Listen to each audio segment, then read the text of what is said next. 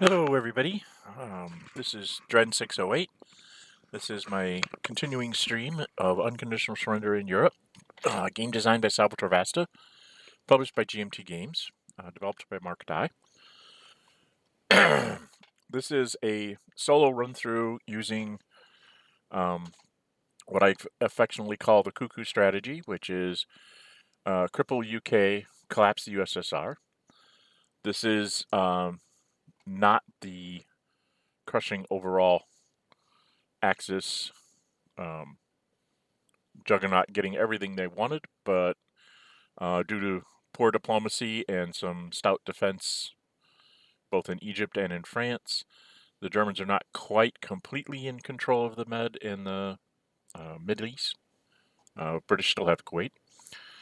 But it is a good example of, even if things aren't going well for you, you can still put a major crimp in the Western Allies' ability to do anything. Before we go any further, like I said, I'm Dren608. I post videos on Hex Encounter Wargames. I also am branching out here trying to do streams of Hex Encounter Wargames.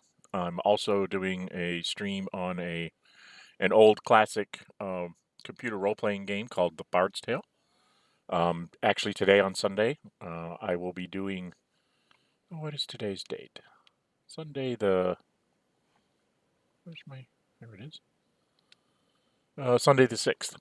I will be actually doing back-to-back streams, more or less. I will be doing this first, and then I will be doing the Bard's Tale. We'll be picking up where I left off the last time from that one. If you like what you're seeing here, hit the like button. It does a couple of things. Number one, it tells YouTube that people like this, so other people should get it in their search when they come looking for videos on Unconditional Surrender. The other thing it does, I guess I should check my mic. Is my microphone actually working? Yes, it is. Okay. The other thing it does is when I see those like buttons, it tells me that people are watching it, they like what they see, so I will keep on streaming, creating content for this particular subject. I do plan on trying to, at some point here, set up live sessions with opponents, probably using Discord for sound, and possibly being able to do some of these games with a live opponent where we can both explain to you, the audience, what we're trying to accomplish and with certain strategies and tactics and things of that nature, pointing out blunders by our opponents and so on. If you really like what you're seeing, you can go ahead and subscribe, hit the notify button, and then anytime I schedule a stream or I upload a video, you should get notified. And so you'll know when it's time to go take a look at it, and you can schedule some time to either join me in a stream or review it later. I have not had time of late to go back through my streams and put in timestamps. It is on my to-do list. I apologize for not being able to get to that sooner.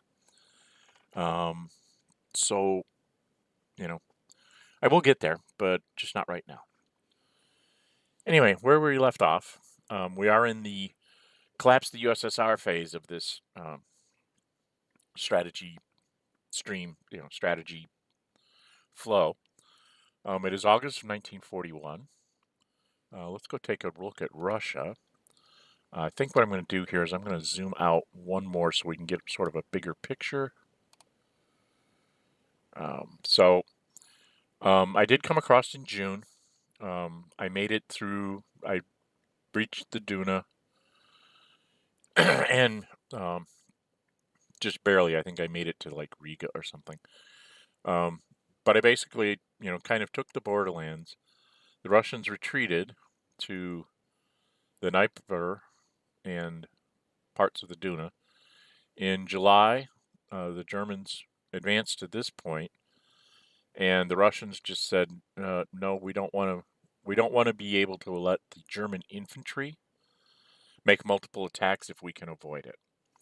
So the whole idea behind this is, in those first 2 or maybe 3 turns, because we're in the third fair weather turn of August, you're not really trying to make a true stand. You do, like in this case, I will probably lose Smolensk and the guy there, but it should take at least 2, if not 3 German units to do that. He also is going to have to deal with the Russian air, which is still active all on the front. It doesn't have many sorties, but then the Germans don't have many sorties either. I'm not sure that I should have made the stand where I did here outside of Kharkov along Kursk and Orel. We're going to see if that works to slow them down. The idea is that by the September turn, where you're going to have to make your stand, you're going to be along the Don, most likely, and then Rezev, Bologoya, Volkov, Moscow, Tula, that sort of that line back here, where I'm having my mouse kind of scroll along. They get one more fair weather turn there. Now, if they get, the Germans get lucky, and they get another fair weather turn in October or November, this line will most likely be broken as well. Even though you have a Russian winter coming, at some point you have to keep some of these cities for reinforcement points, right? So you can't give up all the cities, although I did do one strategy where I did just sort of give up all the cities and operated out of the restricted areas here. What I did in that game is instead of putting resources in trying to defend and slow down the Germans, I just had my infantry run as far as it could each turn. And I used the 2 infantry here in Finland, and I think I actually put a 4th infantry up here. And we broke through and we actually conquered Finland in that game. So I had a Russian sort of fortress in the north because it's very restricted for him to do anything. And my opponent was nice enough to miscalculate the ability of a miner to hold a couple of points in the front. I broke through at Leningrad, and then I also broke through out of the restricted area through a miner unit and actually recaptured things like, I think I got to Moscow, Ryazan, and Tula. And he had most of his army pushing either north, and the rest of it was pushing south. He was down along the Granzi in the Caucasus. He was trying to take this whole arc out down here. I think I was down to like 12 will when I tried it. And I tried the offensive because I figured if nothing else, it's 1942. It was the summer of 1942. If I just tried to hold, I couldn't because he would take enough cities and armies that were isolated here in the south and stuff. He would have taken them out, and he would have gotten to his 12 points. When I made that breakthrough, all of a sudden his army had to turn around and come back at me, and it couldn't quite reach. It was too far north. It couldn't quite reach from the north up here. So I ended up running across sort of the center of Russia, and he was running the German army back to get in front of it because it was all on the wrong side of the line. It was a very interesting game, and he learned from it and said, okay, I have to put like real units when things like that happen. In this game, we still have Finland as an Axis ally, so that's not really an option for the Russians. But worst comes to worst with the Russians, if losing the cities in the south won't lose the game for you, get you guys off into the central Russia box and operate from the restricted zones here, and then you have to have real units up here in the north, because if he captures all your cities, that's a collapse situation as well. But if you can lose, the majority of these cities and maybe holding out in the Caucasus and operating from the central Russia box restricted zones here, you can threaten him, so he has to leave units to garrison all this. It's not as good as having an active Russia in 1943, but if you can survive to 1943, you will be always active in the strategic warfare for an entire year. The idea here for the Germans is to get the strategic warfare down to where you're only dealing with the West for about a year. That means that come 1944, when the Russians come in and the Americans are at full strength and able to invade at will, you will at least be at full production to try and respond to all that. And at that point, it's a matter of lasting until the last turn, which in this case will be July 1945. So that's where we're going with that. Okay? All right. So I'm in a situation here where I have to decide if I'm going to spend any points on my allies. Um, as I stated earlier, I did not. Normally, the Germans like to have already captured Kuwait before they're going into Russia, but I did have a little bit of success in my defense of Egypt and the Middle East, so I was able to get the Western Desert Force here. I was able to get it into Kuwait. I do have an airplane on the way, but because I have so few factories, if you look down here, I have 9 lost factories, so even though I own 7, I don't get any points for the factories I own. So I'm living on a lend-lease and 1 lend-lease and my Commonwealth trade, so I only have 8 production points. 8 production points doesn't go very far, to be quite honest. So, with me having to spend at least 3 to keep this convoy to the point where it can supply my guys, and then, there's like 3, 6 here to bring these guys down to reasonable sorties. Well, with needing to spend 9 and only having 8, it takes a lot longer for me to get things done. So that's where we're at there in the Middle East. The West probably won't be doing a lot. I did set up the BEF. Where is it? Up here in England. I did set up that if I think there's a chance or something that might work, I still have my surprise attack marker as the British. So this makes the Germans have to garrison things. They can't just give things away. So right now they're playing sort of a little game with the Nor infantry and the German garrison here. They're holding Trondheim and Stavanger. Stravanger's a little more important than Trondheim in that if the British get to put a fleet here, then they can cut your supply into from Norway in the convoy here. So that's why the airplane's there, and that's why the infantry's there.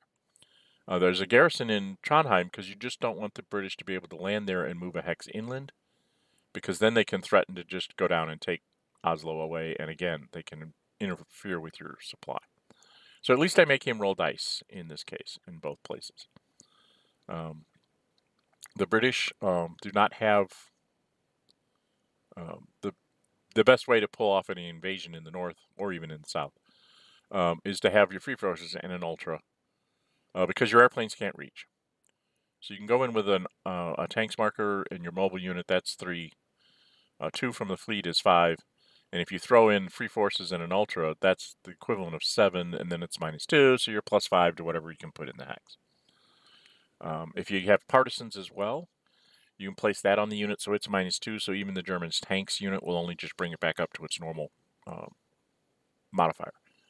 And then you can get off an invasion that way. Can you support the invasion against German aircraft that's dedicated to coming and blowing up your fleets or whatever? Probably not here in Norway, because they have to have 2 airplanes in the West anyway. So these airplanes are just going to be sitting here going, hey, okay, we'll just go get it. Right now, he's a little bit vulnerable. The Germans are a little bit vulnerable because I had to do a swap out to get some air power. That's why this guy's over here with 3 sorties. I had to get a little bit more air power over to Russia to try and ensure that I make proper progress.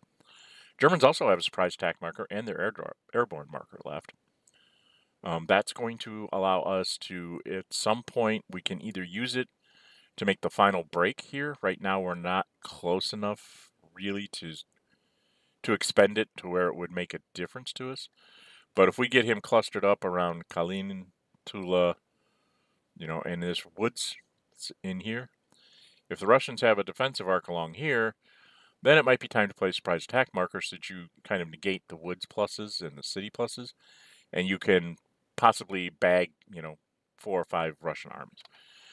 For the Germans, the cities will fall. Do not be fixated on taking huge numbers of cities early. What you need to make sure you do when you're going into Russia is you make sure you take the factory cities. And if you can grab the other cities, that's fine. You don't want to grab them so that your unit is isolated and able to be, forced into a terrible result. It kind of looks like this guy is isolated, but these were builds up here in Kursk and Orel So they weren't there before. I just couldn't reach that far due to a decent Russian defense. The Russians have lost a few armies. I lost 4 this turn.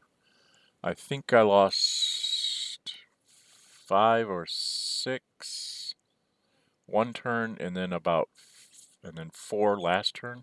I think I lost 6 in the first turn in June. In July, I lost 4, so I've lost like 10 armies. It might be 11. 10 armies is a pretty good loss. I'm averaging about 5 a turn. You want to slow that down, if at all possible. The ideal is to maybe only lose 15 armies through the whole retreat. I think I'm going to be a little bit over that. But if you can go into 1942 at around, Barbarossa campaign says you have to be at 45 to win. I think 40 is enough. High 30s is borderline, and if the Germans can knock you down to like the high 20s or the low 30s, they have a very good chance of being able to collapse you in 1942. So, it's a touch and go thing here in Russia. All right, so looking at all of this and the fact that all my armies seem to be miles and miles from home, so to speak, I don't think I can afford to give anything to my minor allies. All right, so we're going to let that go. We're not going to give any points to my minor allies. I think I'm going to need all 28 points there I'm going to have to move the airplanes forward and then bring them down to proper sorties. So a lot of my attacks here are going to be without air power. I do have an extra sortie from the Italians here, so they will probably move up and take out. This airplane has 5 sorties, and it's not. I just need to move in there, and it goes away, because it'll be at 6 sorties and it flies away. So I need to be able to counteract this Air Force up here at Rezev, and the one in Rostov. I have to allow for those airplanes either to fly in defense or to negate them and just trust my inherent German, +2 to zeros on these guys, which is the way I've usually run my Barbarossas. I try to keep the Russian air out of the equation. That means they can only defend with, there's 2 places where they can become +2 infantry with their tanks, and after that, they're all zeros. So it's just a matter of dealing with the terrain, and even as an infantry attacking at a city against a 0 Russian army is +1. So, that's something. I will try to probably cut off Smolensk just because it's a good idea. I don't know how much farther I can get in the north. I don't really have a good set of attacks up in the north. Ideally, it would be nice to blow through Smolensk and then push these guys off so that I'm, pushing forward towards Bulgakov, and so on. We'll see how I get there. But I'm not going to give anything to my minor allies. Get this menu off of here. Go. So we're not going to do anything there. Now, we get into strategic warfare. You'll see that the Russians are +3 because I have 7 to 9 allied countries conquered. And you see also here that the Axis is at +3 because they have 1 in Sea Zone 3, which is Scavenger. And then because I own Basra, I get the +2 for Sea Zone 32.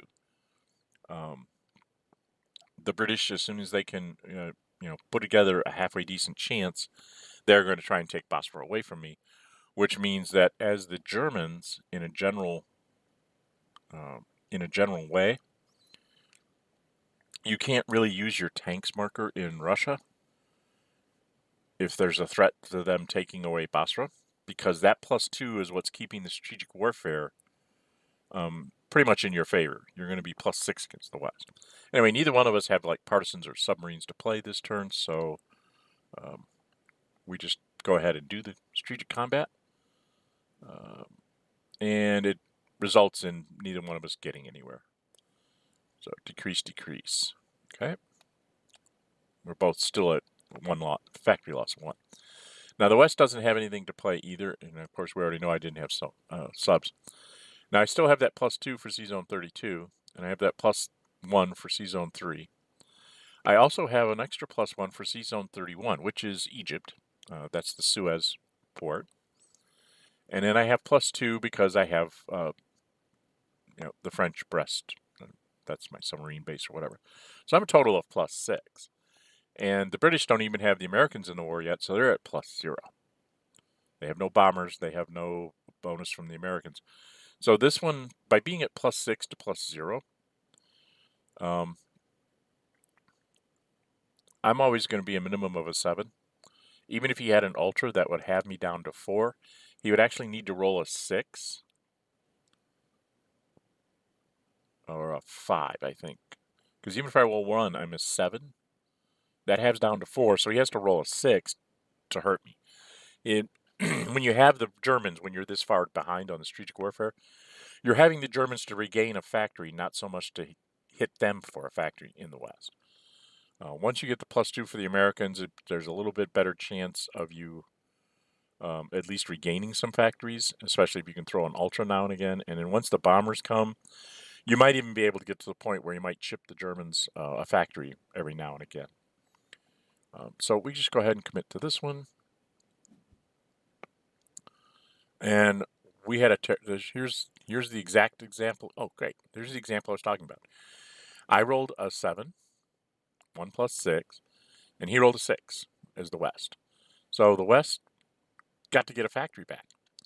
So the Western factory loss is set to 8. They still only own 7, so they're still not getting any points. But they're slowly but surely starting to head in the other direction to where they can recover their economy and actually be able to do some serious threats. Okay, so now we're in the strategic movement phase. I know there was something I was going to do, but for the life of me, it's been a week, and I'm not sure what I was going to do with that strategic move.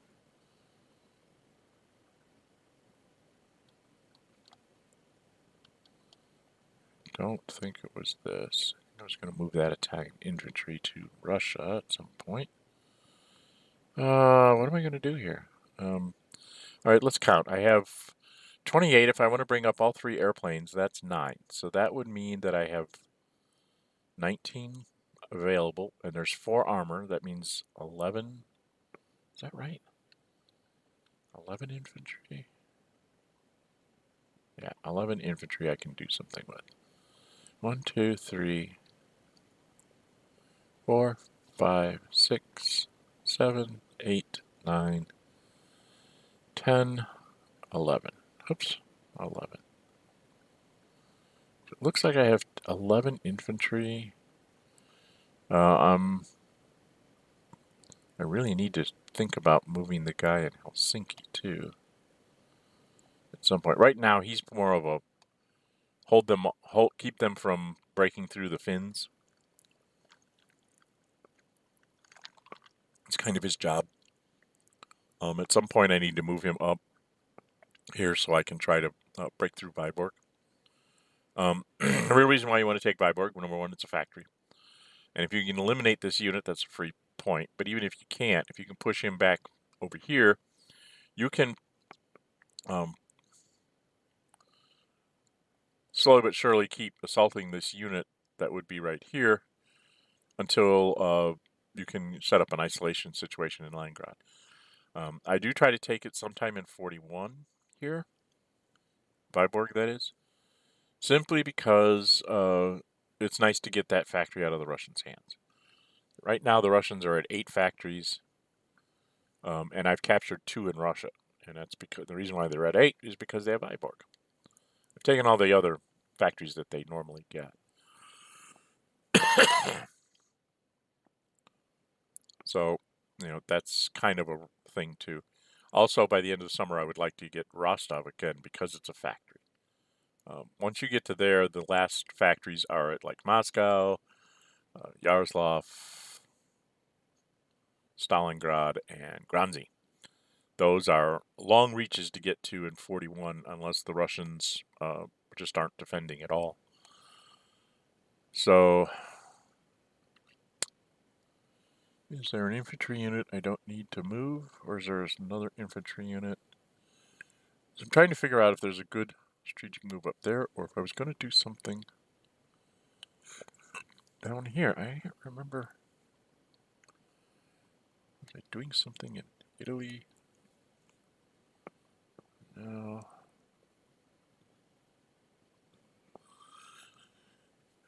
Not really doing anything in Italy with the Italians.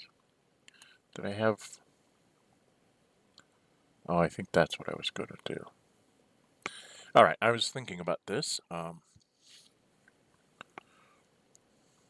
Since he doesn't really have an invasion threat from this side of the pond, so to speak, from out of the Eastern Med, I was thinking I would probably take this infantry back to Italy, and in the meantime I could grab an Italian infantry and rail it off to the east so that I have an extra activation for September. So that's what I think I'm going to do. I'm going to... Hello? I'm going to go ahead and... excuse me. We're going to go over here. We're going to rail the Italians. Where to? Do I rail them northward, or do I rail them? Well, the airplane's probably going to be moving into the center. So I think I'm going to rail them to just outside of Bryansk.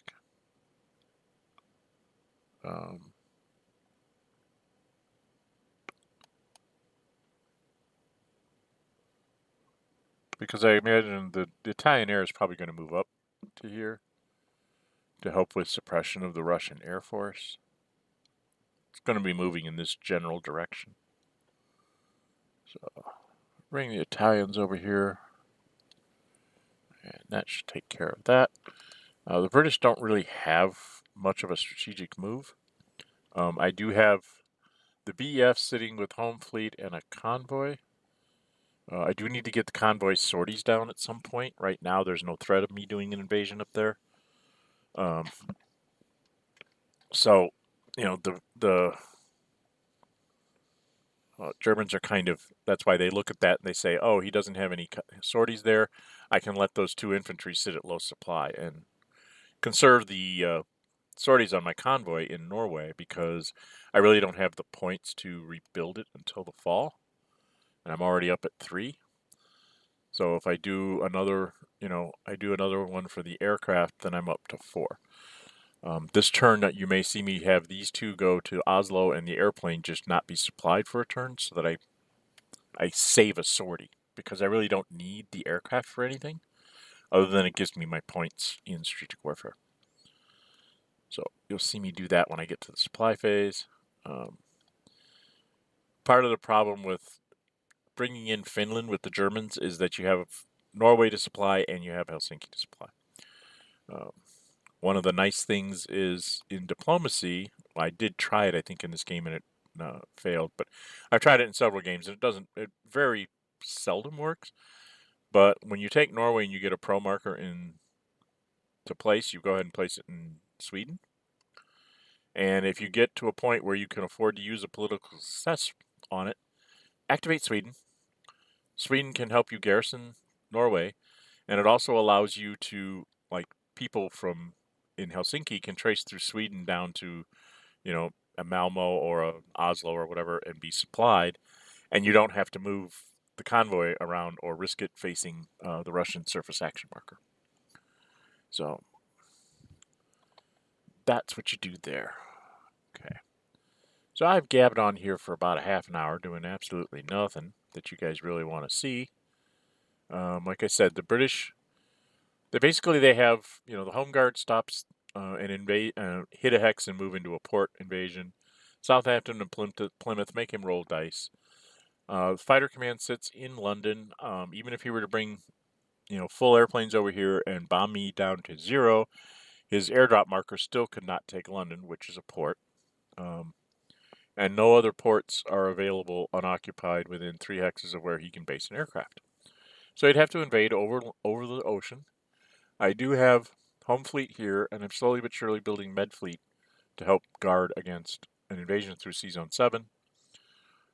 Since med fleet can't really do much for me, that's why I'm doing that. Force H is just sitting here because it's so expensive to rebuild. It has one sortie. And again, I have a convoy that I really need to, start chipping away or remove it and have it, rebuilt somewhere else, which is maybe what I'm going to do, is just have that one removed and rebuilt in the future. Right now with 8 production points, this turn you're going to see me, and I'll keep these guys in supply, and I'll probably bring down the airplane down to 1 sortie, and then next turn in September, I'll bring this convoy down, to 1 sortie, or I might take this convoy down to 1 sortie. I get to a point here where I'm going to have to try and have the 10th sort of suicide attack the Germans. He starts off at -1. It'll be -1 for the river, -1 for the city, so it'd be -3. The Germans are naturally a +2. And what you're doing there is you do a suicide attack with him to get him out of the way, because you can't move him and you can't pull him off the coast. So he's basically in the way for the Western Desert Force to actually be able to move up, use a tanks marker, have an airplane come in, use a tanks marker, and the airplane, you'd be +5 -2, so you'd be +3 to +2, at least once. And the idea there, of course, is I also have a free forces. If I get my partisans marker, I can't place it in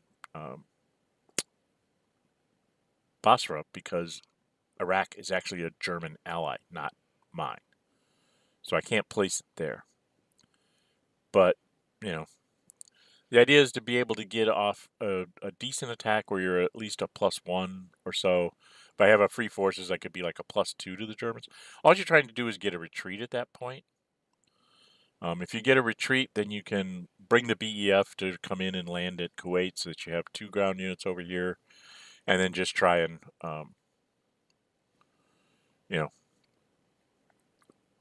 push your way out here. The most important thing is to take away Basra. If you can take that away for a turn or two, even if they ultimately retake it, like in the winter turns when you can have decent weather down here in the Med, but not anywhere else, they might go ahead and send an airplane down here to just deal with this and kick me out. But the idea there is for those 3-4 turns, the Germans don't get that +2 against the Russians or against you. So it'll be +4 against you, and there'll be +1 against the Russians, +3. And the idea there is maybe we can arrange to have a couple of German factories chipped off. If we can do that, that limits the German ability to do things. This game is all about limiting what your opponent can do while maximizing what you can do. That's true of just about every war game out there. Too many people are attack-oriented, and they just charge. You can't do that in most war games. There's usually a consequence for just throwing all your armies out there. If you do not knock out all the enemy armies in their counterattacks, they will surround you, cut you out of supply, and make you unable to do things in the following turn, and then very likely you will end up getting several units eliminated, or you'll spend your time attacking to reestablish your supply lines, which is a pain in the butt, and you just don't want to have to do that. This game is very much about that. The supply is a slow burn supply, so you don't just lose the units. But if you suddenly see that you're going to be cut out of supply, if you do not take care of it on the immediate turn after that happens, the Germans, whatever side is in that situation, all your guys will go to low supply, and now they're far less effective. They move at half rate, they attack at a -2. And if it continues, then they'll go to no supply, where they will be halved on their die rolls. And at the end of the turn, you either, remove them because you can remove things with a no supply marker on them, or they get flipped, and then they're even more susceptible. Real armies cost you will points. Garrisons, not so much. But garrisons, if they get to no supply, will be removed anyway because you have to lose a step, and they only have 1 step. So you can sometimes leave a garrison or two sitting out there and, without supply, just to make them have to wait a couple turns before they can take the city or whatever. For instance, like a Baghdad or something, kind of clogs up the roads. They're either going to attack it or they're just going to say, okay, we'll wait 2 turns, and then when it goes away, we'll take it. That kind of thing. So sometimes leaving a garrison out of supply, but just messing up someone else's supply line, or cutting down their avenues of approach, it forces them to have to attack, roll dice. Who knows? They might miss. All right. So I don't have one for the West. I do have one for the East. All right. Now, what I was going to do, this whole setup that I did at the end of the Russian turn was to mitigate the amount of ground, hopefully, that he can take.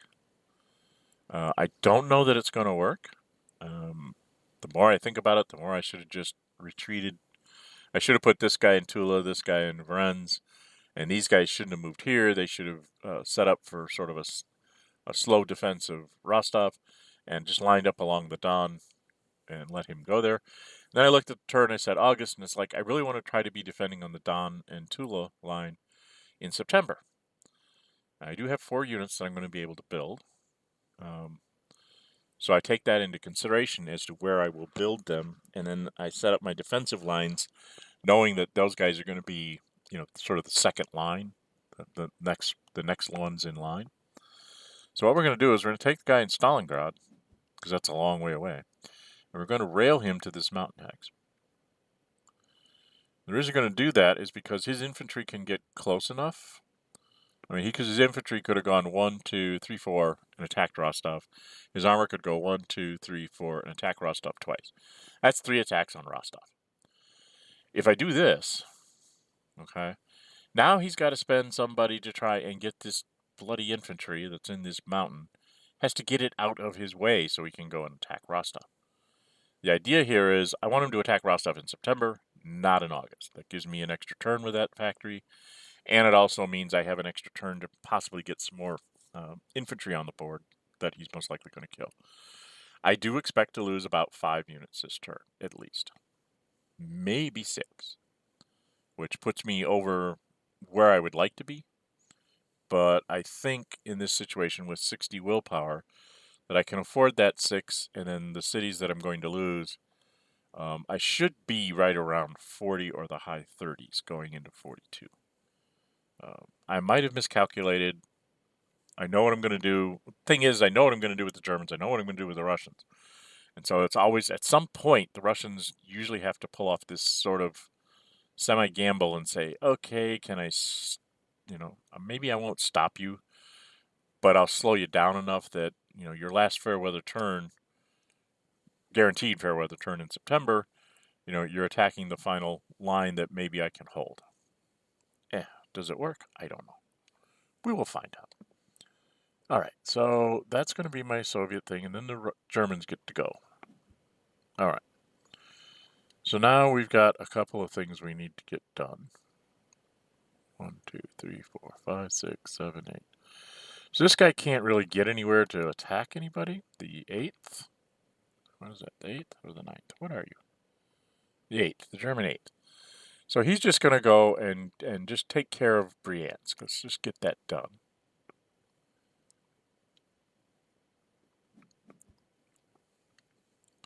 And then the Russians have to rebase this airplane. Now they have an airplane extremely in the south for Rostov. They have one that kind of covers, this line up here. What we're lacking is an airplane in the center. So what I'm going to do, since he won't have any sorties left, I'm going to go ahead and put him all the way back to Ryazan. So I can get my sorties back there. The idea here is that since I can't really do anything for these guys in the center anyway, like Kursk and stuff. Yeah, Kursk is out of range of everybody. Orel's barely in range of the guy in Ryazan. Since I really can't do much anyway, the idea was to set myself up for the following turn.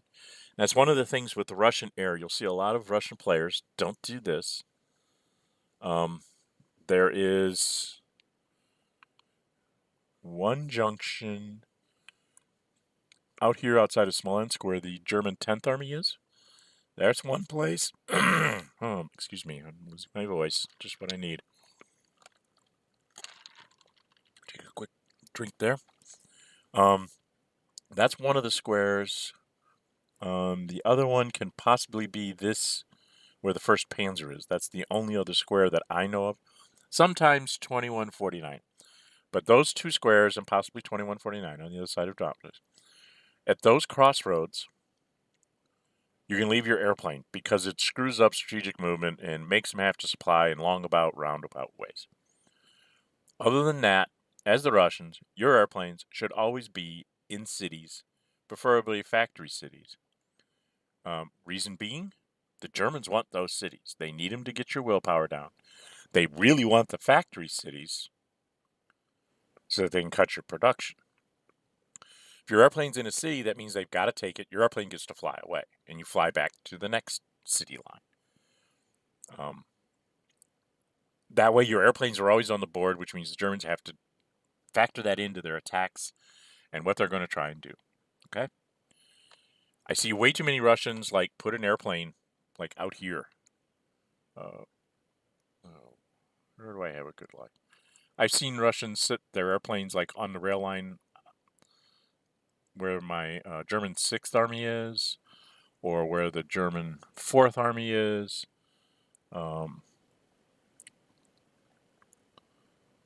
Down this rail line along Kharkov, because they think they're covering, or the line here going behind the Italians going towards Kursk. They think they're covering more hexes with their airplane, but all they're doing is the Germans will get that airplane down to 6 sorties, make sure they surround it so that during the Russian turn, if you don't break it out, it'll go to low supply and can't be replenished. This way, by always putting them in a city, they're always in supply. They can always be replenished if you've got the points. You may not have the points, but you always have the choice. And then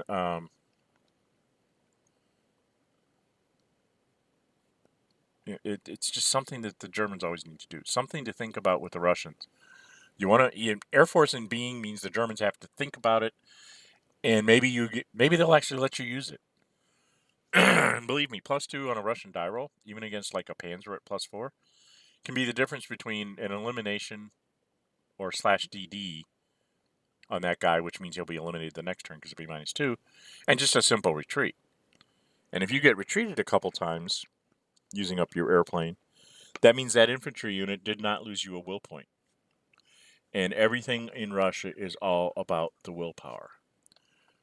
The Germans have got to get you down to 0 before the end of 1942 for this thing to work. This whole strategy is hinged on making sure that the West can't really do much to you. Okay? That's the whole cripple the UK by taking all those ports and kicking them out of the Middle East. Now, they're down at 8 production points for a long time. They can't really do a lot with 8 production points. They might be able to pinprick you here or there, but you should be able to contain it with a minimum number of production points yourself, which means all your production, 28 here, can be devoted towards trying to collapse Russia. If you can get Russia collapsed in 1942, they're not coming back till the end of 43. That gives you an entire year to pretty much anywhere the British might be. You can just say, okay, let's go get rid of that. Let's go get rid of that. You might be able to get Spain in on your side and take out Gibraltar, which makes the Mediterranean a true Axis lake. Lots of ifs there. If you can collapse Russia and you have a whole year in 43 to do things with the Germans. The West will try to hit you from either like through Norway or down around Basra and Egypt or whatever, and try to force their way in to, fight you. But if in 1943 you don't have any, you have minimal amount of things on the Russian front. If you collapse the Russians in 1942, the German armor is going to go west and south. Depending on whether they get Spain or not, it might go into Spain. It may just go down, move down here 2 hexes into Turkey and then rail along in the Med with the Italian convoys providing supply.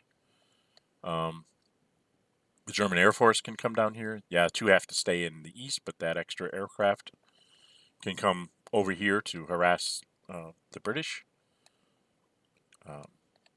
The real goal, if you can pull it off, is to get Spain on the Axis side, because then the German armor can get down there and you'll have your heavy artillery, and if hopefully you still have your airdrop marker, and take out Gibraltar, and then life becomes much easier for the Axis because the Italian Navy has access to the Atlantic seaboard, which means the British have to pretty much escort almost everything they do. Yeah, it can make life real hard. Okay. Anyway, back to Russia. Where was I? Where's my little mousey? Let's go back to the Russian front over here. Like I said, now I'm kind of set up to be blown up down here. Think what I'm going to do. I'm going to have the Italian aircraft fly up.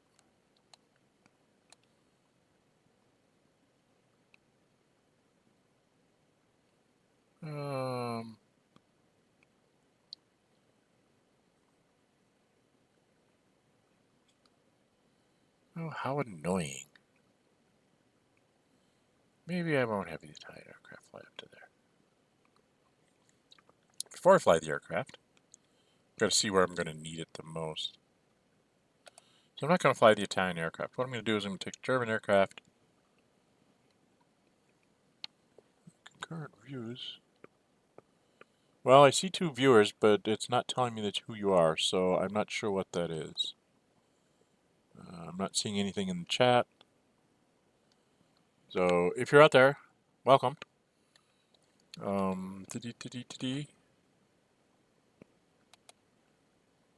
Think what we're going to do is we're going to go ahead and try and hit this aircraft and see if we get lucky and get a DR2. So we're at like -1.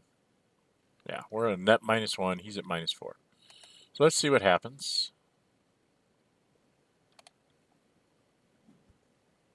And I got lucky. I rolled a 6, and he rolled a 6, but he's -4 and I'm -1. So I got a DR2, so it only cost me 1 sortie. What that lets me do is that lets me possibly put the Italians into a better position to help me next turn by doing like 2 moves. One of the things, 1, 2, 3, 4, 5, 6, 7. One of the things I did do with the Russians by putting this airplane in Rostov is that neither one of these German aircraft can reach me.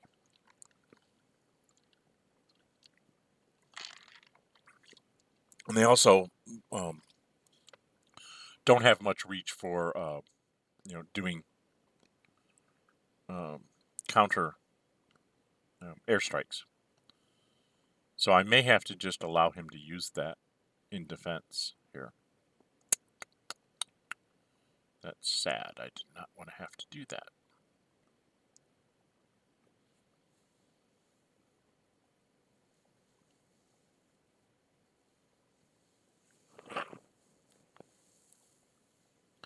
Okay, well, that's something.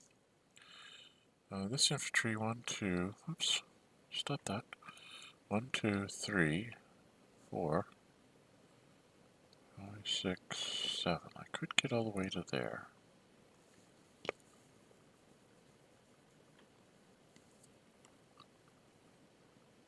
Okay, so this infantry can't actually reach anywhere and attack anybody, the 7th.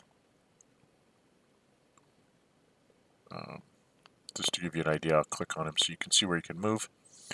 He can't get, anywhere he gets to attacking into cities and stuff, he can't really get anywhere. So I'm thinking of just sort of pushing him up here to make him cut off retreat routes for the Russians, for the guys that can attack. Once again, I don't have a lot of attacks with my German infantry. That's a problem for the Germans, because you depend on your infantry being +2 to his +0s. Even if you're attacking city at +1 to 0, you have a fair chance if you can get a couple of attacks on a city that way. You got a halfway decent chance of going ahead and just getting a retreat. I mean, all you want is ground at that point. But when you don't even get off attacks, like this infantry couldn't attack that took Bryansk. This guy can't really attack anywhere. So, you know, I'm kind of in a quandary as to which way to go with some of this.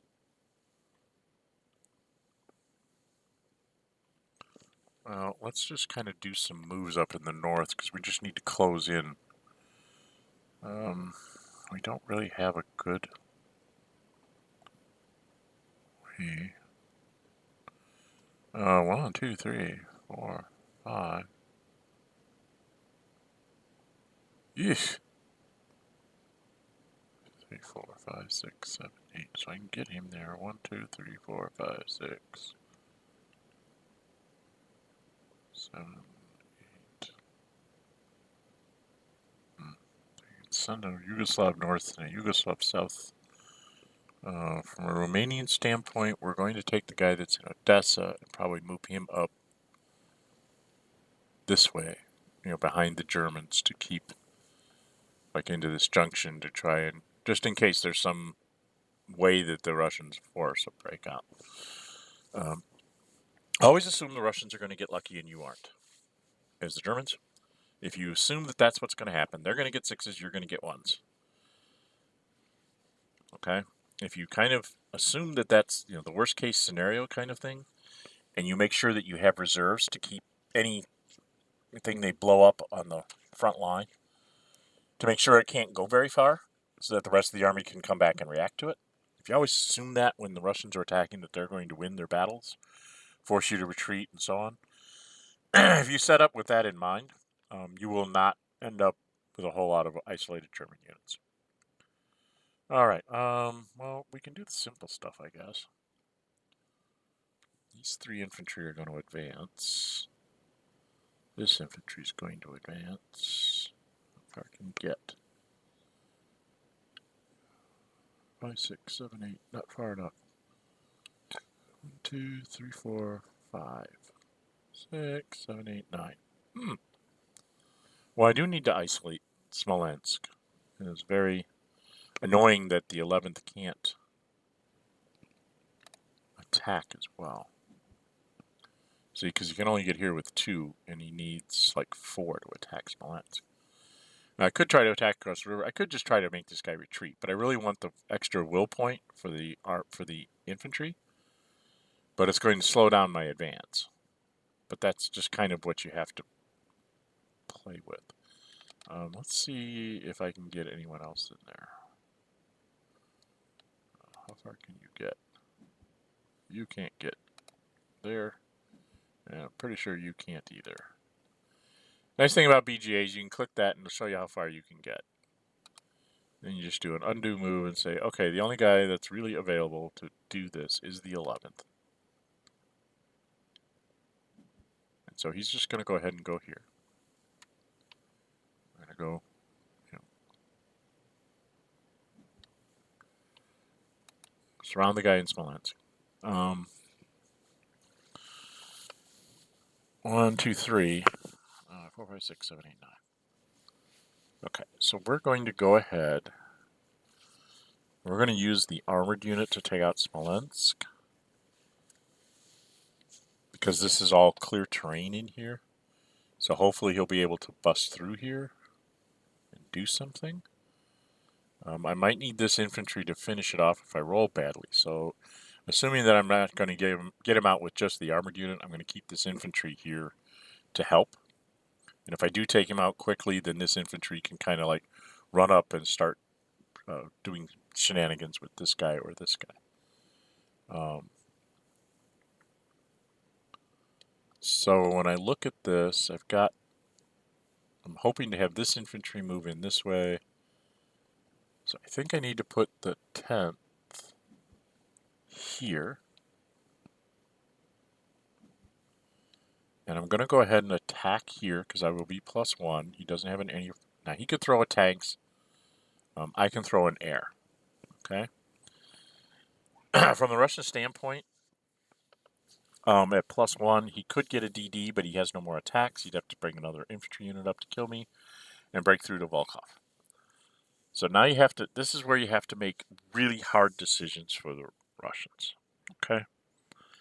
You don't know I mean, I know what I'm going to do with the Germans, and so that's kind of cheating. But as a Russian, you don't know. Is he really going to, like, use this guy to soften me up, bring another infantry unit to blow me up, and then have his armor, like, run around and, you know, get isolated and, like, blow me up this way so that he can just sweep through the north, okay? Just do a sweeping attack to the north using armor and 3 infantry and whatnot, and just taking Volkov and Bologoye and then, you know, sweeping from the north southward toward Moscow to get Rizev and Kalin. Is he going to do that? I don't know. You know, then you look further south and it's like, down here I got guys that are like in the open, no defenses, right? Again, no air. The only place I have air is way far down here in the south, Rostov. 1, 2, 3, 4, 5. So I can defend these 2 guys. But what if the Germans, you know, just attack everybody north of that and just surround these 2 guys? Just move guys around it. Say, okay, we'll take Rostov next turn. You know, just run the infantry around. You know, get somebody to push me out of Kursk. The armor, you know, maybe goes up, make sure he takes Kursk, and then he just moves everything up into a situation where these guys can't get out. You know, it gets isolated, and he, you know, doesn't worry about my aircraft, or maybe just goes ahead and sacrifices the German aircraft to make these guys be at 0 sorties, and then he can blow all these guys up too. So I have to make a decision on whether to use a tanks marker here. That's a tough decision. Hey, Laurent. Alexander, hi. Nice to see you guys here. I've been rambling on here for almost an hour, not getting very far. Did sort of a recap and talking through things, so now I'm just trying to get through the German operations. This is a decision point whether the Germans will commit an aircraft to try and make sure they do something here, and whether the Russians will commit tanks to try and stop it. Now, from the Russian standpoint, I know that I'm going to commit a tanks. And this is the reason why is because if he gets a DD here, okay, if he gets a DD on this guy, there's another infantry unit that's relatively close that can move up because I have to retreat to one of these hexes out here. This infantry should be able to move up and get on another attack. And if I can get another DD and eliminate him, then I have another infantry that can just run by and take Volkov, or I could actually decide to run the armored unit up and take Volkov. Breaking across the Volkov River in August of 1941 pretty much means that I should be able to flank him and go ahead and get Bologoye until in September, which might be worth doing. Okay.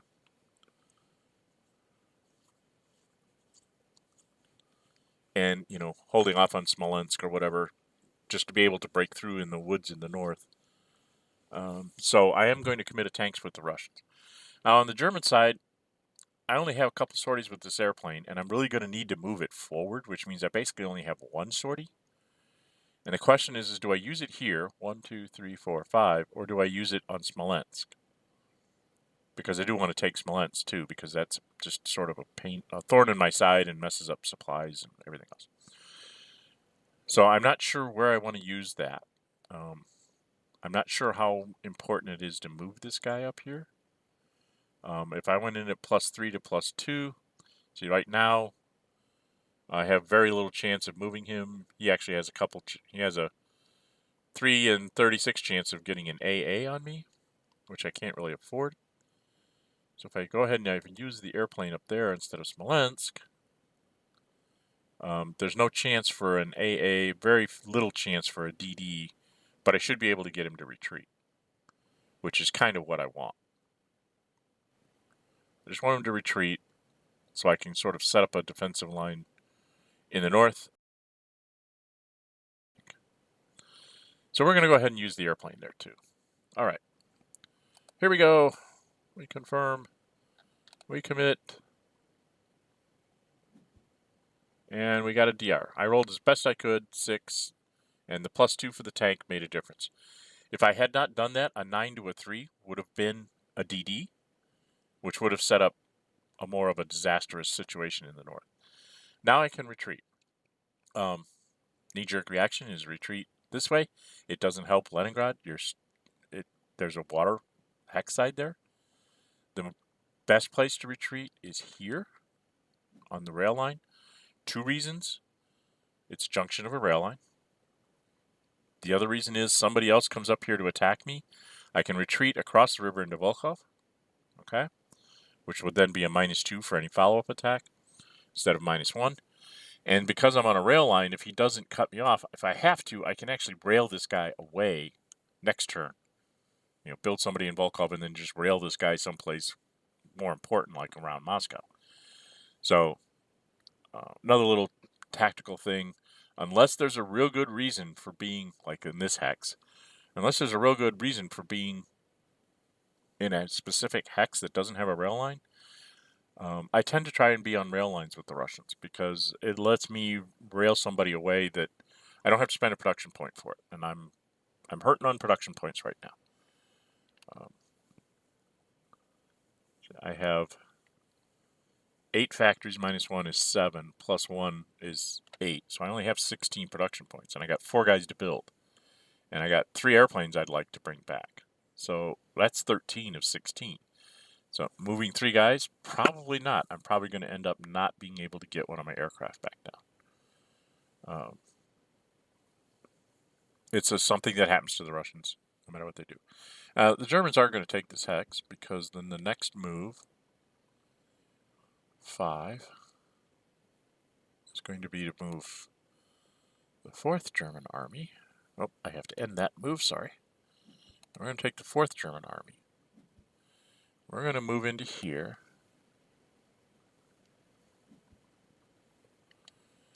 Do I really want to attack him, or am I going to wait till September? So if I attack him and take the hex, then I have to put the 1st, like here, or I can actually put the 5th here to protect my supply lines. The 1st can move around this way, the 10th. Yeah, what the heck, let's go.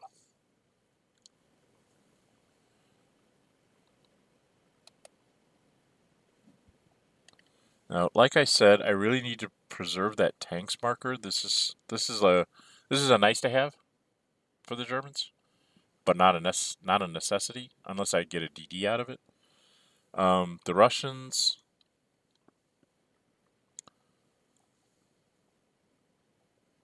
there's no good decision here.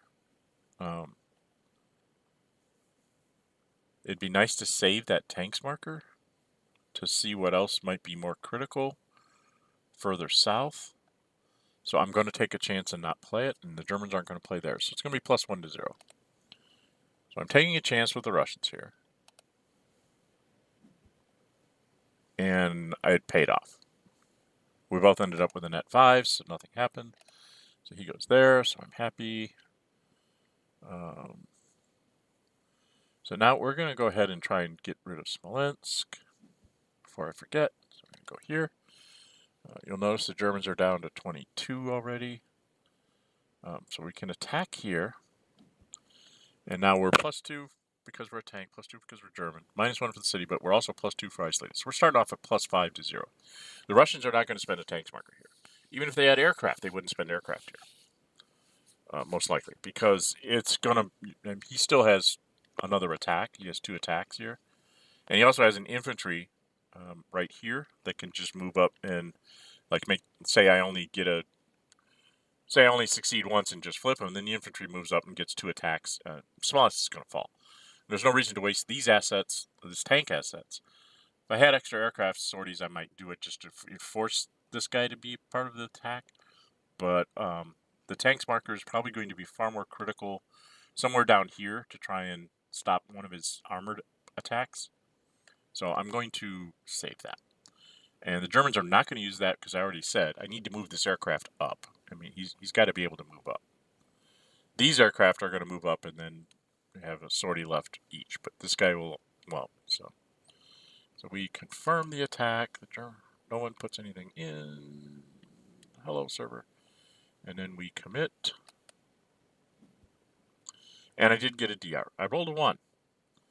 And he rolled a 4. So I got to retreat. So I will go ahead and attack again. Now it's going to be +5 to -2. So this is an automatic. And by automatic, I mean, if you look at the CRT, it's just the minimum I get is a DR here. Now the Russians could throw in a tank to give them a chance to stay alive. 1, 2, 3, 4, 5, and 36. It's not worth the asset. Okay, this is not a critical hex. This was a slow down that armored unit, make it spend its time taking out Smolensk move. That's why this guy was built there. It was never built with the intention of actually holding Smolensk. It was built with the intention of that armor is now not attacking towards Rezev or Moscow or Bologoya or Tula. It's out here at Smolensk. That means September, it's got to move forward and attack. Gives me a chance to retreat to a point where even the armor can't get more than maybe one attack in.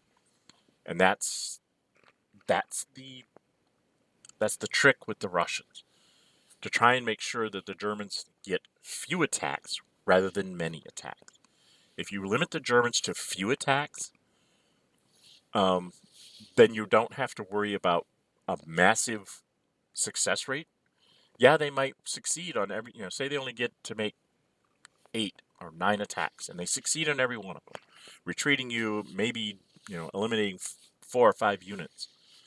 That's better than them succeeding on, say, 10 attacks, or 12, or 15. Because when I say succeed, I'm talking about retreats, and usually about half of those retreats will result in something being surrounded, so that the next attack will actually eliminate a unit. So if you figure 12 successes and half of those end up in dead units, that's 6. Whereas if it's 8 successes and half of those end up in dead units, that's 4 units. Believe me, 2 will points makes a huge difference in Russia. It can be the difference between collapsing and not. All right, so nobody's going to commit anything here because it's an automatic. They take this, and we will go ahead and take it since I only have 1 movement point left. And I'll just move, up to here. Maybe, there we go. And I'll end there. Okay, so now I have the ability to start doing some other shenanigans. I'm trying to figure out what shenanigans I want to do. 22, so 1, 2, 3. Put me down to 19. That leaves me 10 for the south. Let's count what I got in the south. 2, 4, 6, 7, 8, 9, 10. So 10 in the south is exactly what I have. So I can go ahead and move all 3 of these infantry, if my math's right. Now, trying to figure out where to go. 1, 2, 3, 4, 5. So the way I'm going to do it, this is just me. This isn't necessarily right. It's just how I like to do it. Oh, no, wrong guy.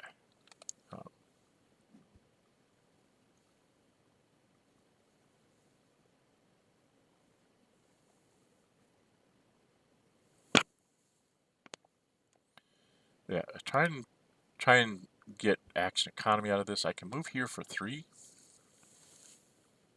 Maybe. Hello.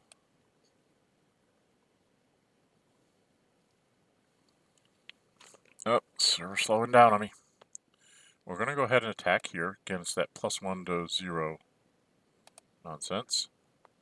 And again, for the same reasons as last time, we're saving the resources. I'm saving the German tanks marker. If I can get away with getting what I want without using it, I have it available to defend Basra, and I'm much more worried about losing Basra than I am about making a hex in Russia where there's no city involved and stuff. And so he only had, you'll notice the game automatically retreated him. He only had 1 retreat hex. This is in his zone of control. This is in his zone of control. And this one isn't. So that's the only place he can retreat. So he retreats. So I am going to take this hex. This is probably a bad idea with the Germans, but I'm going to do that anyway. 1, 2, 3, 4, 5, 6, 7. Or I can go 1, 2, 1, 2, 3, 4. Well, let's see where this guy can get to. Where can I get to? Alright, so now this is a trick a friend of mine showed me. You're thinking for the future instead of right now.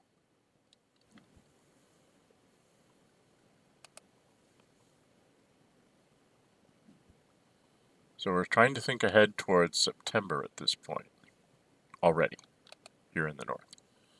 So what we're going to do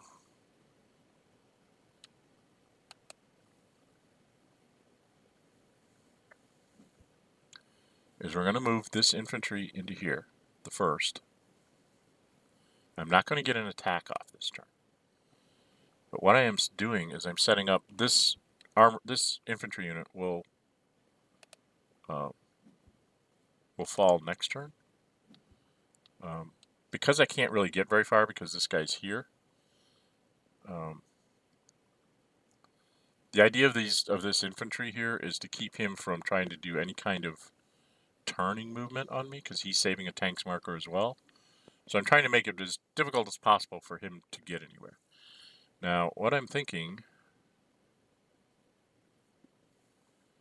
is, do I want to push this guy out of the way from Bryansk? It does leave me somewhat vulnerable, although I think I can get a Yugoslav in there. So I'm going to go here. Hello?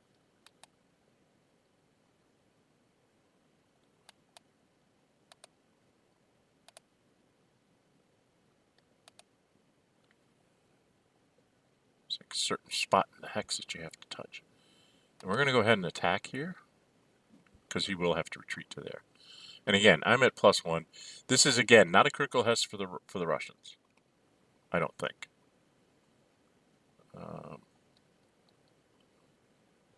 6, 7, 8, 9, 10. Yeah, this is not a critical hex for the Russians. Same concepts. You know, there's times when, like, I'm trying to save that tanks marker. Like, if he gets to Rostov, I'd like to have that tanks marker to try and keep that infantry in Rostov. So, and the Germans go there. And now we're just going to move up some Yugoslavs. We're going to do this to prevent isolation in any case. He could move like this infantry here to here. This one in the north. He could move it down, and then he would be like +2 to +2 with this guy. By putting the Yugoslav here, he's now got to make the Yugoslav retreat, which is a tough thing for zero vector Russians going across rivers. -1, and I have a ground support, so I could be a +1. So that's just to keep him from doing anything there. Now, before I forget, I'm going to go all the way down here to Turkey. I'm going to spend all 3 Turkish points. Attacking across this is silly. What I'm trying to do is tell the Russians, hey, you need to spend your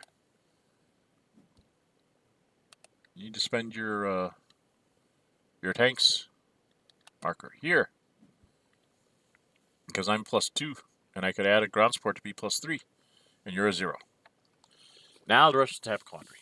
Do I save this to try and hold on to Rostov, or do I try to hold on to Batum? If I lose Batum, you know, if I lose the unit in Batum, that's 3 willpower here, a city and things. This was my bad. I set up incorrectly with the Russians. There's no good way to set up with the Russians here. Short of using an extra unit. 3 units stops all this nonsense. 2 units, it's kind of hard, because the Turks can set up for all sorts of shenanigans against the Russians.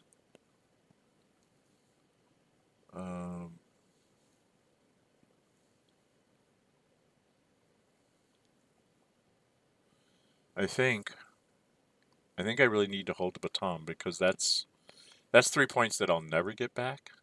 I mean, I'm never going to get the guy back, but I'm not likely to ever get Batum back either. Okay? So I'm going to go ahead and use the tanks.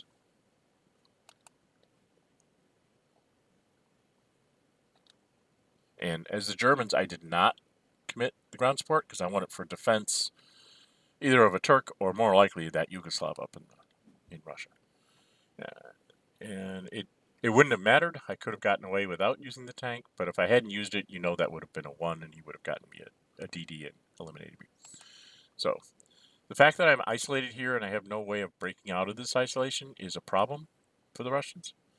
And I may actually have to put a reinforcement here in Tiflis this turn, just so I can threaten to flank the Turks, so that they have to watch what they're doing. Because if I can get to this hex down here, what is that? I can't see. Anyway, there's a hex here behind this Turk that's in the middle, behind the Turk. If you go southeast, 1 hex. If I can get a Russian into that hex, it's 1-2 back to my supply, but I'm now cutting this guy up here's supply, and there's no way for that guy to move. So it would be something that the Turks would have to think about, possibly bringing up a garrison unit and give me something to do. So we'll see how that works out. All right, so now I've done that. Now I need to move this stuff down here. I think, how far can this Turk get? How far can he go? Can't go very far. But I do think he needs to start trailing the Germans up towards Kursk. So we're going to put him here. Reason why I'm putting him there is it's between him, this Italian, and this. We sort of have a central reserve here that can run south or north, depending on if the Russians break through. I don't think they're going to break through in the north. I don't think they have the units to break through in the center. They do have the units in the south. I'm going to try and eliminate a few of those. If you noticed, I've done all these attacks, and I've only gotten 1 Russian unit, the one the Russians knew they were going to lose, in Smolensk. So the Russians are holding down their losses, which is important, because that's willpower you can never get back. Okay? I can't stress that enough. Willpower that you can never get back is a no-no for the Russians. Lose a city, fine. Lose a factory, fine. Lose 12 units, not fine. All in one turn is what I'm talking about. You lose, I'll give you 6 cities versus 12 ground units. Because if I lose the 12 ground units, you're going to get the 6 cities anyway. And then I lost an extra 12 willpower. So trying not to lose a lot of Russian armies in my defenses here. So now I have a problem. I don't know if I want to let the Russian air just fly itself and stop my offensive. And then I'll be attacking along this line in September. It's not a bad line, but he's only at 55. And I need to get him, like I said, I need you down in the 30s, as the Germans, to have a really good chance of taking you out in 42. Because you're going to get some shock armies over the winter. You're going to get 4 extra armies in December, is it? Let's take a quick look at the turn track. Yeah, he's going to pick up 4 armies here. Gets 2 shock here, 2 shock here, 4 ground armies. That's 8 more physical armies that I'm going to have to deal with. Right? There's also the Russian winter. He's going to pick up his partisans. He's going to get Urals next turn, so he's going to start picking up his production. And then we both get airplanes in January 42. The West becomes a real threat come next spring because they'll have their partisans and ultras all over the place. Wow. The Germans don't see anything till summer. And then it's not much. In October, they get another tank unit. So pretty much what you see is what you get in each of the theaters right now, because I just don't get a lot of units to do anything with. Okay?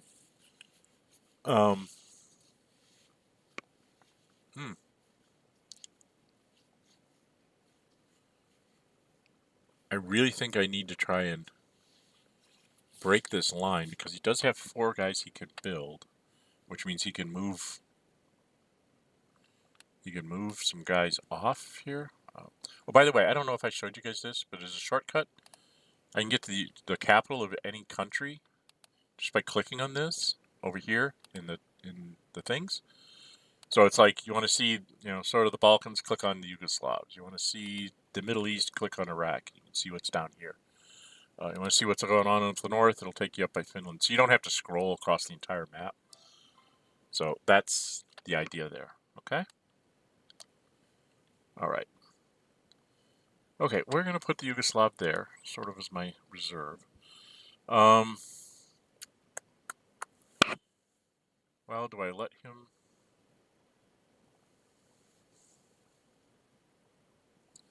I have to fly this airplane forward anyway because it's not useful. So I'm going to go ahead and fly this airplane. 1, 2, 3, 4, 5, 6, 7. So if I fly him to Kharkov, he can hit both of these airplanes. The one in Ryazan. Boy, Ryazan. I always want to forget that middle A is Ryazan. And then I'm going to go ahead and use him to hit this airplane down here and see if I get lucky. Probably won't get lucky, but let's see if I get lucky.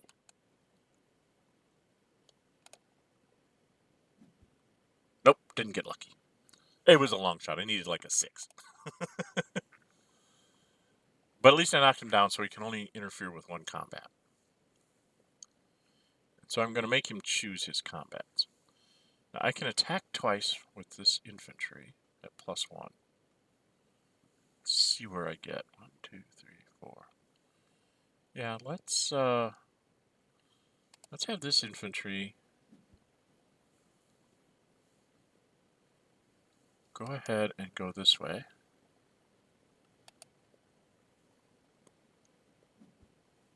We're going to go ahead and attack here. Because I know he's used up his tanks, and he has 1 airplane left. So right now I'm +1 to 0. And now you have to, again, here's this thought process for the Russians. What do you want to do?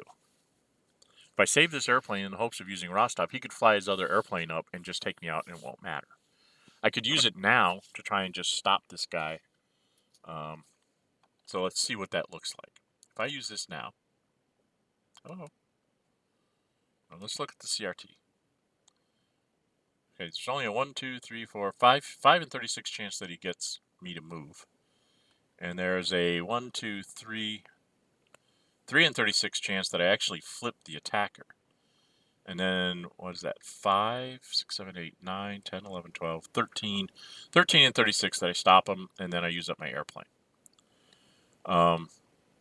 If the Germans throw in the tank, that all goes out the window. But we've already talked about the Germans are not, and I know this, okay? I know this simply because I know how I play. I am more paranoid about losing Basra than I am about taking a hex in Russia. The reason being is that Basra is what's keeping me in the strategic warfare.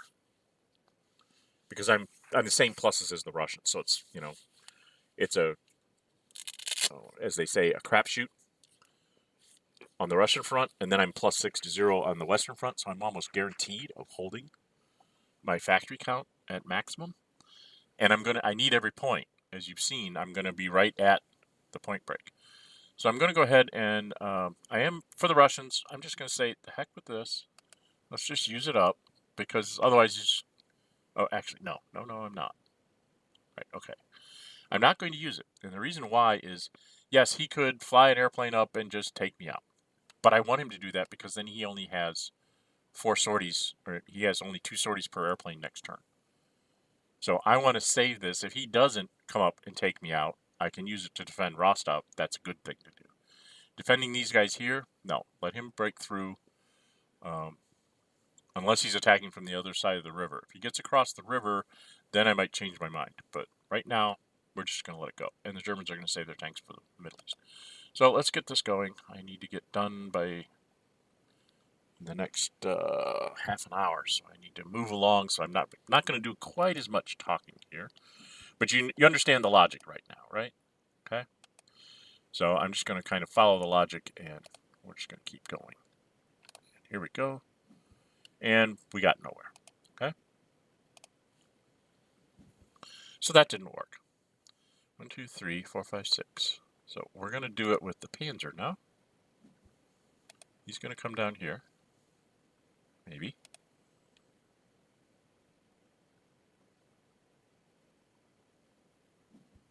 And he's going to attack here. And the same logic applies. Okay? So we're going to confirm +3 to 0. All right, he has a defender retreat. Now I have to make a choice. I can go into this mountain hex here, but then that leaves me open for this infantry to move around here, and then he can possibly kill this infantry even coming across the river, and then bust through here, and then sort of surrounding Kursk inside of, for September he would be, sitting able to run across open ground, and these infantry units would be cut off. So that could be a problem. Even if I defend across the river, he can still, move somebody in here and possibly kill this guy and move across up this way. So no matter what I do, these two guys are very susceptible to getting blown up. And if they do, then Kursk and Orel could very well end up being surrounded but for the September turn. So I have to take my chances on that, and I'm going to go back here. And the reason being is that if he does go that way, this guy probably can still run and get behind the Don next turn. Okay? He was strategically moved, so he's not going to move anymore at this turn. Now the Germans are like, I could go take that and then attack him again. 2, 3, 4, 5. And then he would have one attack with an infantry on Rostov. Which seems like a good thing to do. So we're going to do that.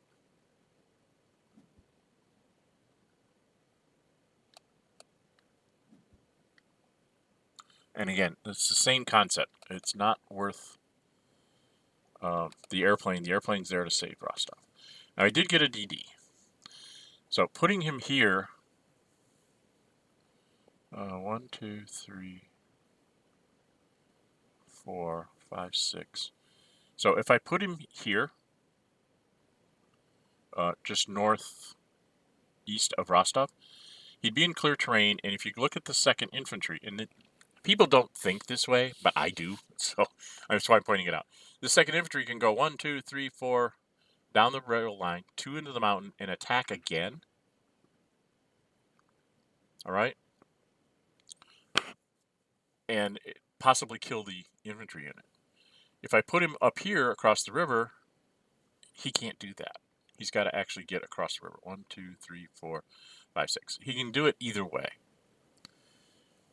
But if I go up here and he goes across the river, what do I want to do? Okay, I do want to go here. Or do I? Yeah, that's what I'm going to do. Now, the armored unit could take the hex. I do have another armored unit back here. 1, 2, 3, 4, 5, 6, 7. So I could take the hex and let this be open, or I could have both of these guys come down here, try to kill this, and take Rostov. So this armored unit is not going to take that hex. And instead, since I can't really get an attack off on this guy, I'm going to move here to cut off his retreat route. And end that. Then we're going to go try and see if we can pull off a Rostov move.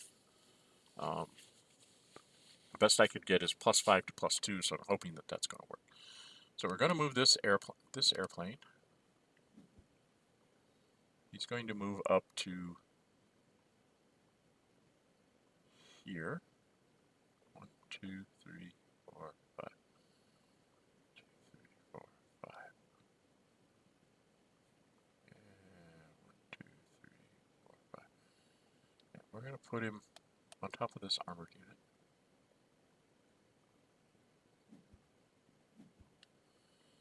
We're going to have this infantry, the 2nd, move to here.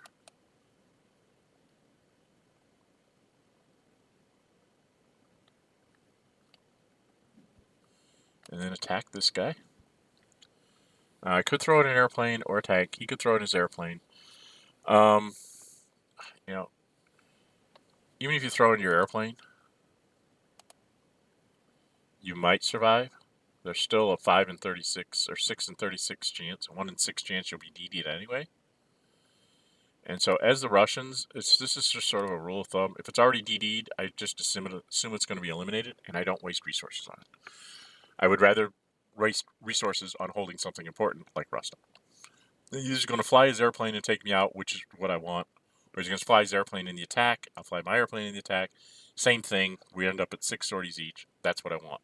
This guy, if this guy kills this guy or forces him to retreat, Then if he moves forward, if he does not take Rostov, he will be in low supply, which would be a bad thing for him. So nobody's going to commit anything. The Germans are saving that for, as I've already stated. Come on, come on, come on. Commit. And I did get it disrupted. Now, I don't have any movement points left. If I had one movement point left when I got there, I would go into the enemy zone of control. I would move one space down here because then I would be isolating Rostov. Since I do not have any movement points left, and if I move there and I fail to push him out of Rostov, I'm only going to have one attack at it. If I fail to push him out of Rostov, I would be out of supply. I don't want to be in low supply with a German unit. It's just, I need everybody at full strength for September. It's easier to take the hex. It's a fair hex. It doesn't need to be occupied.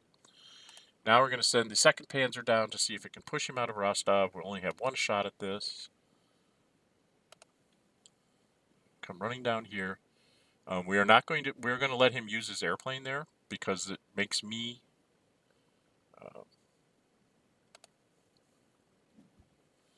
okay, so when I go in here and he goes in there, and then you take a look at, it's +5 to +2. So you take a look at the combat results table. Notice there's no AA or AS result. So I don't have to worry about being flipped. And there's only 4, 8, 9, 10, 11, 12, 13, 14. There's 14 and 36 chance that he holds the hex. Okay? So there's 22 and 36 that I'm going to take it. So when you're ahead by +3 on a combat, it's worthwhile to go ahead and take the shot. Because odds are in your favor as the attacker at that point. So we're going to confirm everybody's committed. Oh, come on, come on. We'll see a quickie air battle here that can't really do anything to anybody. Yes, we know. So the air battle was a 1-1. And then... and it's just a DR. But it's what I wanted. Now he can retreat. We have a problem here with the Russian army, and that there's no good retreat route here. So we're going to go behind the river. Going to take the hex so the airplane flies away. Take the hex. Come on, she. And the airplane flies away. 3, 4, 5, 6, 7. Gets into Stalingrad. 1, 2, 3, 6, 7. So you can go all the way down to here. So if I go to here, 4, 5, 6, 7. But here it's 1, 2, 3, 4. So this is a case where I'm going to break my rule for my aircraft. And I'm not going to be in a city. Instead, I'm going to be here.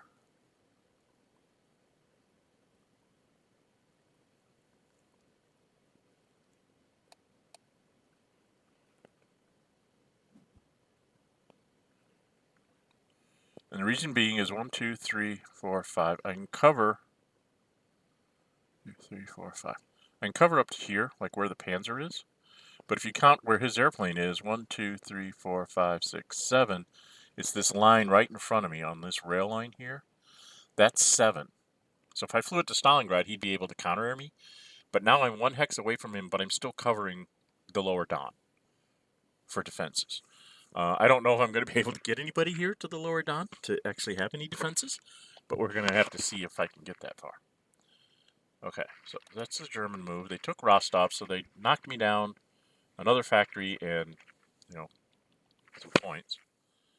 Now the problem is I ran out of maneuver units to get behind these Russians. 2, 3, 4, 5, 6, 7, 8, 9. So now I have a problem. 1, 2, 3. Damn.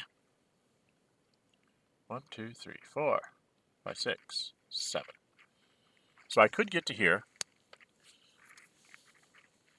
and attack. Or I can just try to attack across the river at +3 to 0. And he has no retreat route. And then I could probably kick the next one and then run some infantry up. 1, 2, 3, 4, 5. Yeah. So I need to get another infantry into a position to make this the best thing it can be. Hello. So I'm just going to move up to here. I'm trying to set myself up for next turn. At this point, I basically have one more set of attacks. Right now I'm at 12. So I have this and this infantry to move, and then the remaining, and I'm done. So we're just going to go ahead and go here. There's no more, there's nothing for any of us to commit, so it's just attacks. +3 to 0. Commit. And I got really lucky. I got a 6 to a 3. 6 plus 3 is a 9 to a 3, which is a DD, and he had nowhere to retreat. That's why it was important this armored unit moves here. So now I get here with a no enemy zone of control, which is... And then we're going to go ahead and attack this infantry at +4 to 0. Try and kill some Russians. And I got really lucky. I got a 6-1 split, so I got a DE. So this is working out much better than I thought it would. Now I wish I would have moved that infantry that way. It doesn't really matter if I take the hex or not, because I'm actually going to move back across the river to here.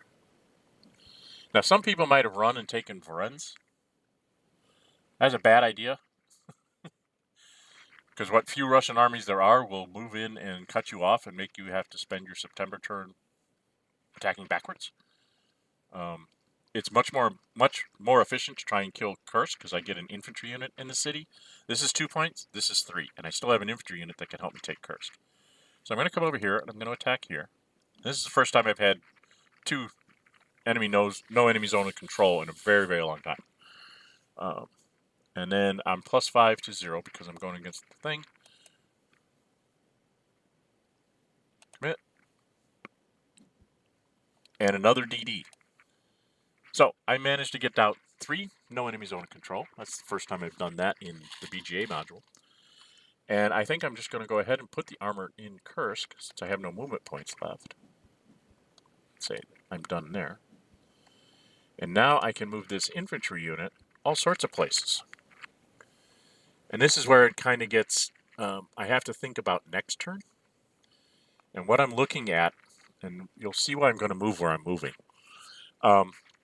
This infantry unit, if I move him here, it's outside of Perel.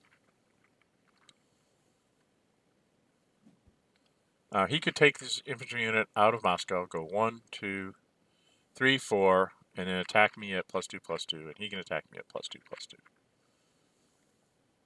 So that's probably not a good place to be, right?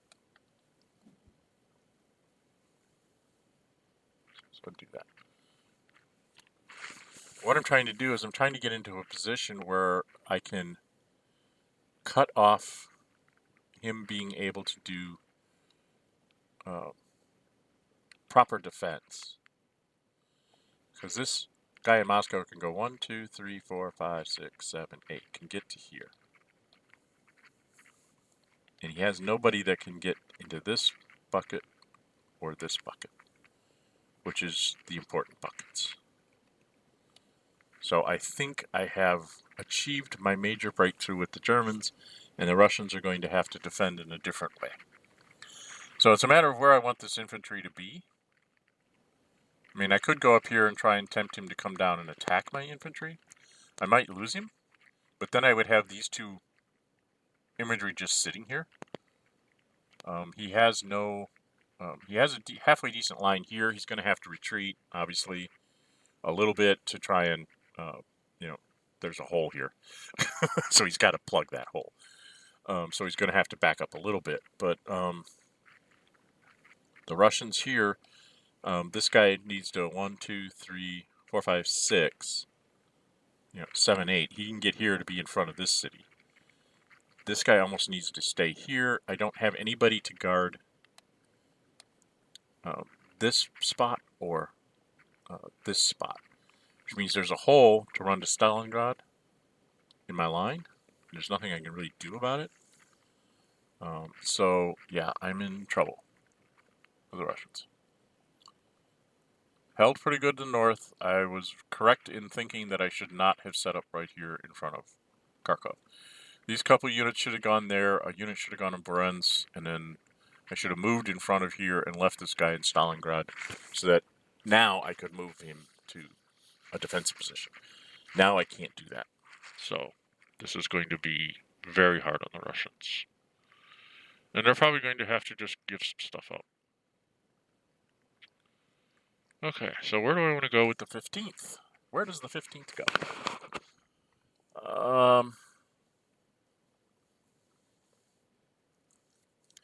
1, 2, 3, 4, 5, 6, 7, 8. You can still get to there. So if I go to here, I'm threatening to run in and take Stalingrad. So you'll have to build something there. If I go here, I'm threatening to push northward and take 1, 2, 3, possibly even 4 cities in September. This is 1 city in there. So I am actually going to go ahead and tempt the Russians and say, come get me. I'm going to risk my infantry unit up here outside of Arel and say that's where I want to be. Now you sit there and say, "What? You just gave him a 1, 2, 3, 4, 2 shots here, and this guy can attack 4 shots back, all at +2 to +2." Trust me, +2 to +2 is not the greatest odds of him being able to take me out, and he could. But then those infantry, there'll be an infantry sitting here out in the wide open. This guy in Arel will be easily isolated if this guy moves. If this guy doesn't move, then I just walk around them and isolate them anyway. So the guys in the north all have to move back like at least 1 hex row to stop me from just running in and grabbing like Reserve and surrounding units and things.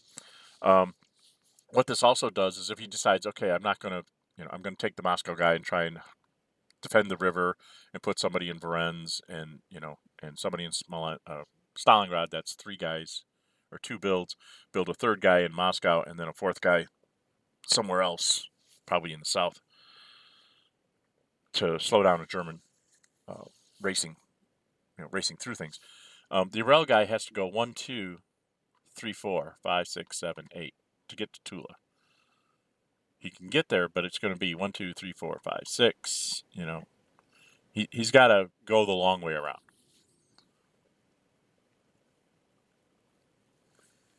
If I'd have moved him down, if I'd have moved this German infantry, say down by Varennes or down where it was threatening Stalingrad, he could have left this guy here, and then next turn he could have just railed him to wherever he needed him.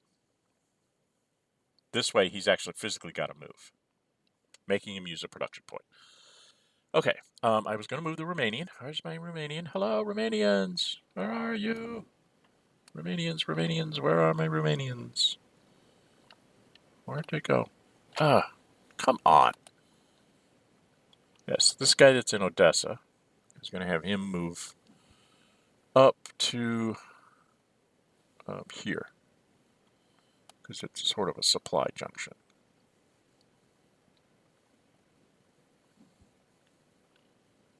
And this lets him be able to move back to stop any breakthroughs this way, as far as reserve. He can sort of follow along with the Yugoslav to just... these guys they're not really... I mean, they might be useful in like poor weather when I can use a ground support to help in an assault.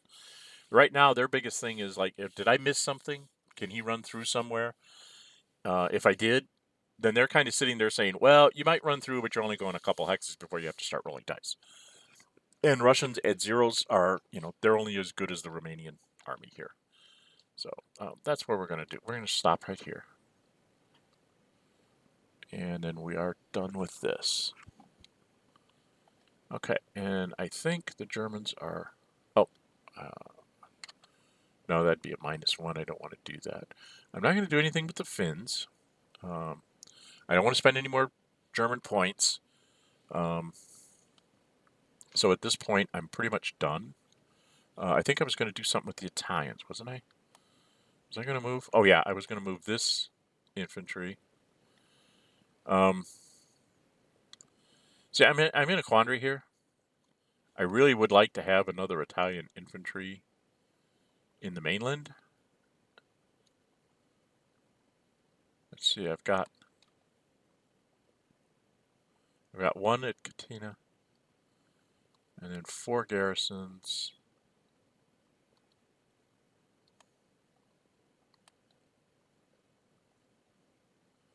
And just sort of at a this is my problem. I get sort of successful like this, and I haven't quite figured out the proper way to doing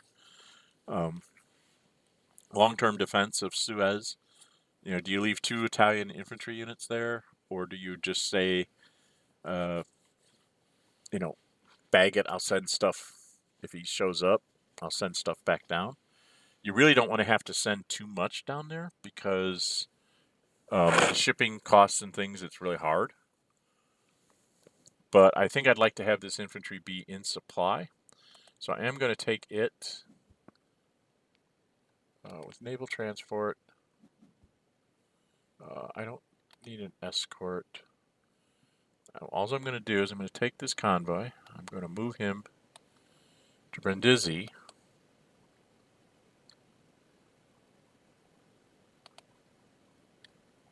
There we go. Naval path. I'm just going to move him into Brindisi, drop the guy off. Then I'm going to put the convoy back here with the fleet. I should put it back in Alexandria. So that's the nice thing about fleets is they can do that. They can run up, drop somebody off, and go back to where they came from. And what that does is it does keep my supplies available down here. Okay. And now this guy, I don't have to worry about supplying him. He's in supplying Brindisi. I can decide to send him into the east as well if I think I need him. Or I can, you know, he's basically sort of I can go grab him and bring him back to shore up an invasion, say, in the Suez. Okay. So I can, he's flexible there. Be more flexible if I could have a convoy out, but I'm going to need my convoys for supply. When the British, you know, start to seriously threaten things, I need to be able to supply this. And if they put somebody in the Arabian Sea, like if they bring the BEF and put it in the Arabian Sea, then I'm going to have to start supplying this guy so that I can actually make decent die rolls against him. And at some point, I need to seriously think about, you know, just clearing the British out of here. The British will probably take it out of my hands and start doing attacks on me, in which case I'll have to decide if I'm going to send a German aircraft down there. It's far harder for the Germans to do this. The Germans did get a good breakthrough here. I did get some really lucky die rolls. Right? Yeah, I got 1, 2, 3, 4, 5 more armies. So I think I've gotten like 15 armies destroyed now. All right, let's pass out with the Germans. We're not going to voluntarily eliminate anything. We got to go do supply. All right, we're going to do all the supplies without the convoys. It's faster. So this Italian's going to go to Damascus. This Italian's going to go to Tripoli. The infantry goes to Oslo. The garrison goes to Oslo. He's going to stay at full. And this German aircraft, for this one turn, because the British can't invade because they don't have any convoys on places where people can be, we're going to have him go to no supply. And then all these others are just going to be, he's going to stay in full supply because the British are there, but the rest of them are going to go to limited supply. Hello. And that saves me sorties on my convoys. All right. So now the British are here. They could try for a lightning attempt. And I think I'm almost ready to do that because things are desperate on the Eastern Front and I need to do something. So, with my limited 8 points, so that would be 3, and then 3 for the convoy. Alright, we're going to try shenanigans. First off, we're going to see if this works. I'm going to spend 1 here. What? I'm going to spend 1 here, and we're going to attack.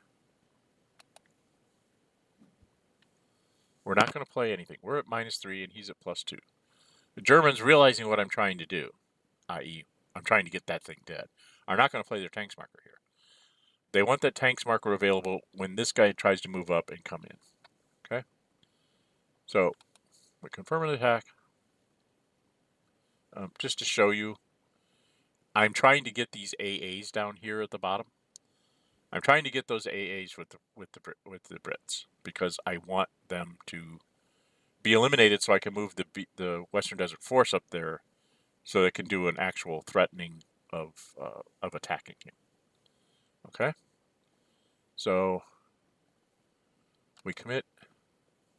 Does it work? Yes, it does. Now, notice it does not change my willpower. And attack or attrition does not change your willpower. So now the Western Desert Force moves up a space. Oh, nope, nope, nope, nope, nope, undo. No, it doesn't. I have to do this in the right order to make my shenanigans work. Okay, undo that move. Come on, come on, come on.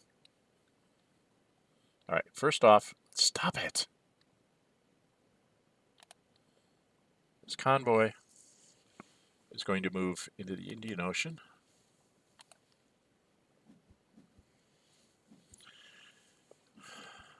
And then this airplane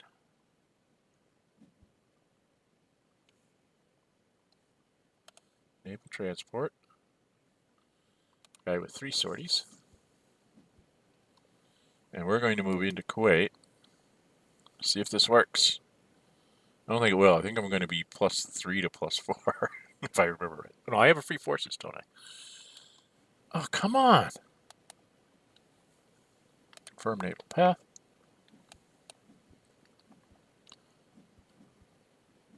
Yes, that's where I want to stay because I'm going to need to do supply. All right. Now we go Western Desert Force.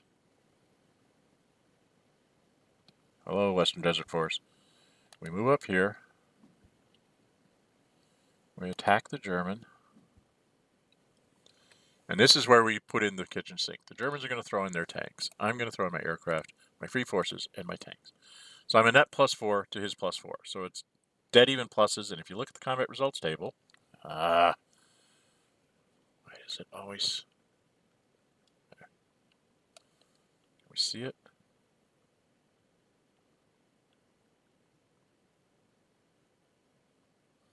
Yeah, if you take a look at the bottom of the screen there, it's 1, 2, 3, 4, 5, 6, 6 and 36 for each of us. He'll get an AS. I would get a DR. Okay. Otherwise, I mean, it's a 1 in 6 that I get stopped, a 1 in 6 that he gets retreated, and a 4 in 6 that absolutely nothing's going to happen. So away we go. We confirm the attack. Everybody committed the kitchen sink here. Let's see what happens. What's the die rolls? Did I get lucky? And I got extremely lucky. I rolled a 6 with my +4, and he only rolled a 2. If he rolled a 3, he would have been fine, I think. So it's a defender retreat. They're not going to retreat down here because they'd be isolated. So they have to go here. The British have done their job. And the British will take Basra. And now Iraq is conquered. This is important. Because I do this, I can't do anything other than removing a marker. Okay, so I will just go over to the Netherlands. And I will remove the pro-axis marker.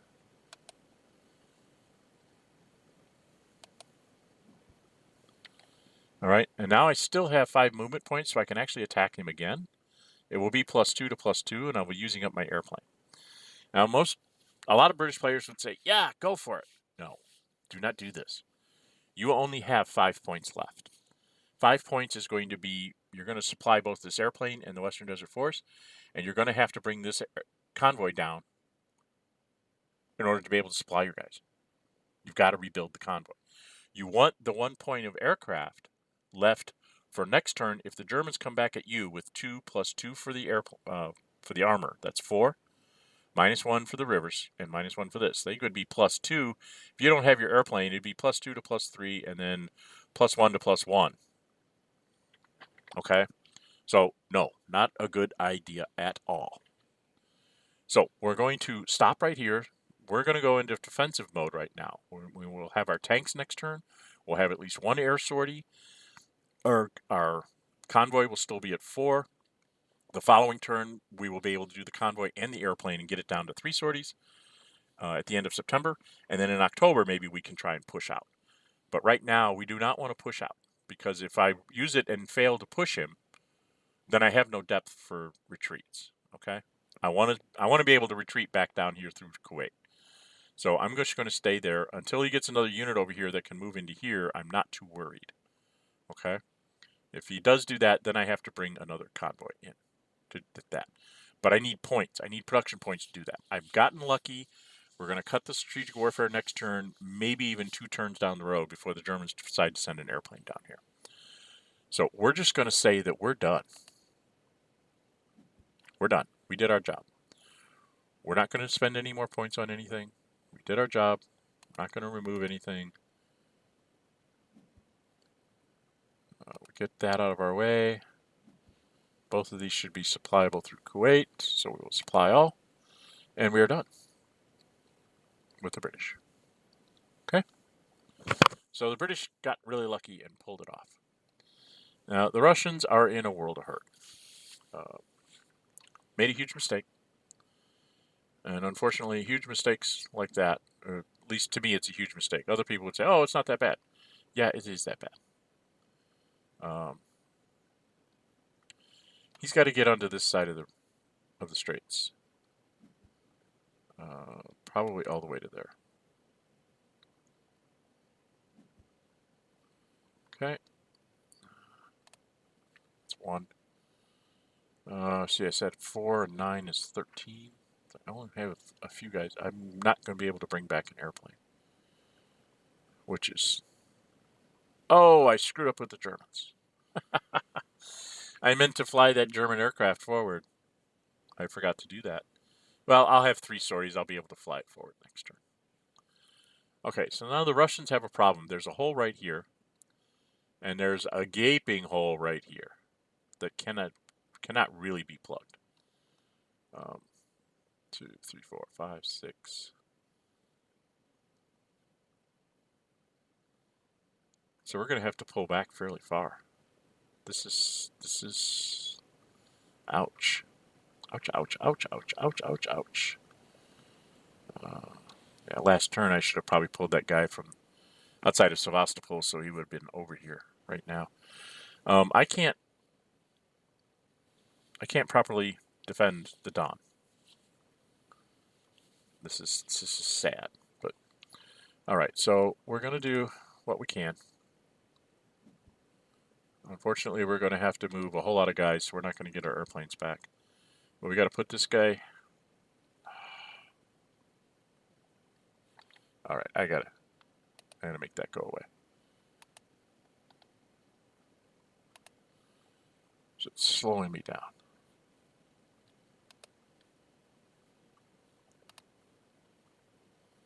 Alright, so he goes to here.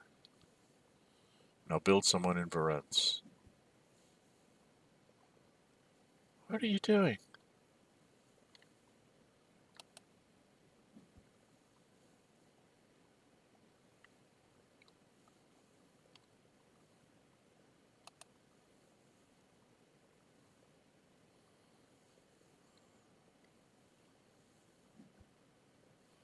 Alright. He's exposed. Yes, I know. 1, 2, 3, 4, 5, 6. He's probably going to get killed. But the idea is to threaten a little bit of a pincers movement. I'm going to build somebody in stock. I'm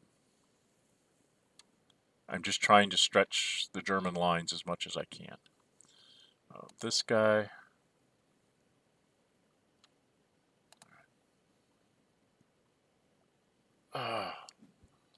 this guy... So he can get all the way to here. which is what he'll do. Probably build one in Varennes, Stalingrad, Tula, and Moscow. That's where I'm going to build. Okay. Now the Germans can break through to the south. They can like run around and come this way. There's nothing here until you get to Granzi, which is a long way away. 1, 2, 3, 4, 5, 6, 7, 8, 9, 10. The armor can't even reach there from where he's at. To come south for the Germans is kind of like the Russians saying, yeah, please. There's nothing but open terrain there, and by the time you get to the Caucasus, I will have my army rebuilt. So that's a bad direction for the Germans really to try and go. I mean, they can run around and kill this unit somehow, most likely. I'm not sure if I'm not going to just move him back and say, the heck with it.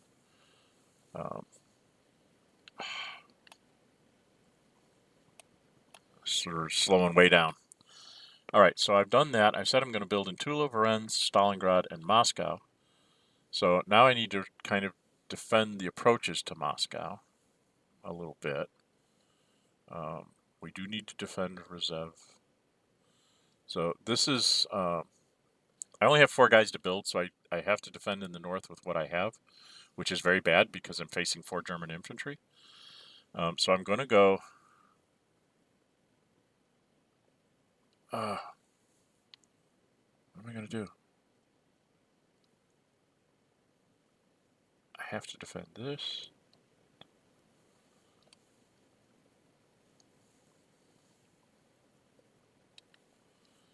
So, right, I do only have 4 to build, right? 1, 2, 3, 4. Yeah, I only have 4 to build, and that's got to be built down here because I have absolutely no defenses. So this is not a good defense for the Russians. Don't use this defense. It didn't work. But then again, I haven't found one that does. People keep telling me how they can stay in the game with the Russians, and I have yet to be able to pull it off. I am always losing Russians, one way or the other.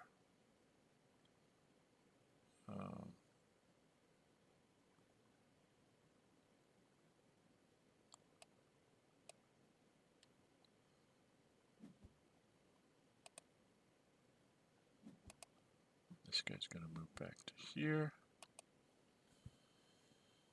So this is the problem when you lose that many armies in one turn. I lost 6. But I only lost 4. I'd still have a couple armies that I could move around and I could, get into proper defensive positions. Right now, this is a skeleton defense that's probably not going to work in September. It's just trying to cut down what he can do.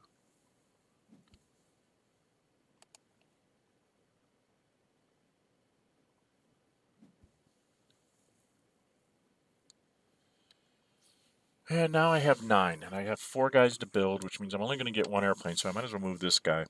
This guy right now, sitting there, it's 1, 2, 3, 4, 5, 6, 7, and he still doesn't surround me. If I go to here, it's 1, 2, 3, 4, 5. This guy can go here, and this guy can go 1, 2, 3, 4, 5, 6, 7, 8, and still be in good shape. So I think I'm just going to stay there and hope for the best. I mean, he can run things around, and wherever I go with this guy, he's kind of in trouble. I could just run away. Maybe that's the best thing to do with him. Since I can't, when I spend 4, I'm only going to have 5 left, so which means I'm going to get 1 airplane. And I have no idea which airplane I should take, but I'm only going to get 1 airplane. To be able to bring it down. And I think the airplane that I'm probably going to do is the one in Ryazan because it covers the most, or maybe the one in Rezev. It'll be one of the ones in the north. As far as the south goes, I'm pretty much just messed up. So I'm wondering if I should just run my infantry back to the mountains there in front of Granzi. You kind of want to make him fight for it. No, I think I'm just going to stay there. It's probably wrong. So I'm going to build somebody in Stalingrad. Just trying to make him stretch his lines, make him choose directions, right? So that's what I'm trying to do. Don't think I'm going to voluntarily eliminate those airplanes at this point. I don't have the production points to build them anyway. If I supply all with no convoy, I should be done. Yes. So the Germans definitely want to... Did I not move the Italian air? I didn't move the Italian air either. All right, so the Germans are easy. They're going to go all three... that one. That one.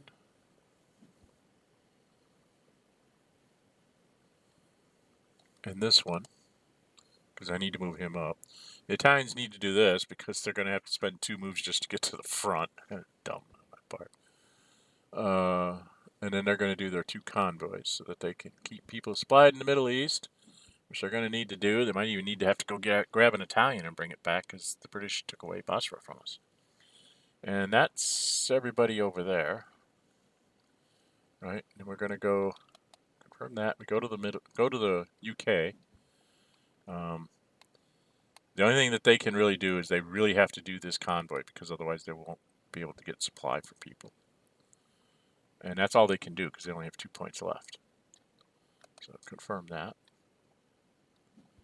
Now the Russians, remember I have to save 5 or 4, right? Which means I can only do 1 aircraft. And I was thinking of doing either this one here, because I'm going to build in Varennes, Tula, Stalingrad, and Moscow.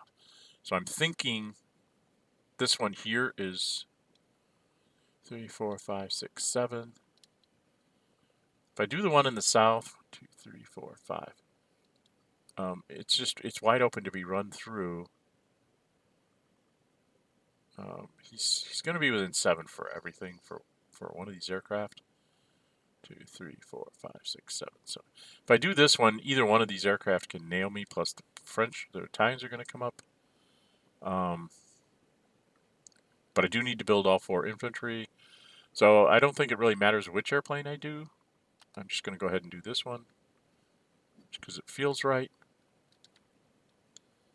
And then we get to production, which is the Russians. And as I said, I'm going to build infantry in Moscow because I don't want to let them just be able to walk in there. I have to build an infantry in Tula again because I just don't want them to walk in there. I have to build an infantry in Stalingrad and Varennes. So Varennes. And build an infantry in Stalingrad. Stalingrad. Alright, so there's a huge hole in the south. Nothing I can do about it. Tried to shore up my defenses towards Moscow. The Germans can just run around down here and do whatever they want willy-nilly. I messed up the Russian defense very badly. So it's the end of the turn. We go on into... So we're at the declaration of war phase. And I've been at this a little over 2 hours. I have another stream coming up in about a half an hour, so I need to stop here. It is September of 1941. Of course, it's fair everywhere. Russians lost 6 armies here, so I think that's a grand total of 16 now. I think I lost 6 in the first turn in June, and then 4, and then 6. So that's like 16 armies. So that's about the limit that I'm shooting for losing armies to the German army advance. I have pulled back some so that his infantry can't get multiple attacks. His armor can get multiple attacks in places like Tula, and they probably will take the time to kill the 7th and the... What are you? The 9th or whatever this is down in the south. Let's turn these back on. Units only. Turn this off. Come on. Go away.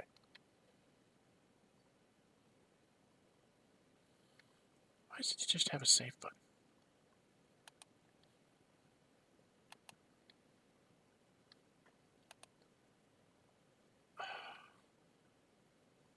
What the heck? This interface has gone glitzy on me. Anyway,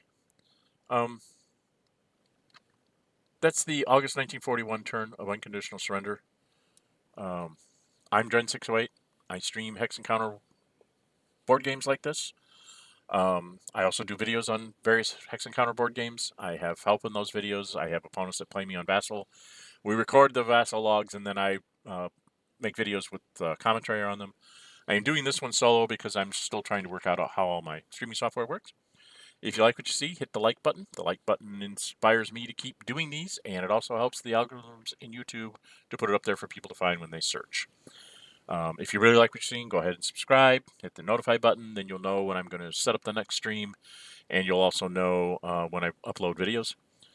I appreciate it. I do want to throw out a shout out to everybody that's out there. I'm up to like 150 subscribers, which is approximately 148 subscribers more than I expected. So thank you all.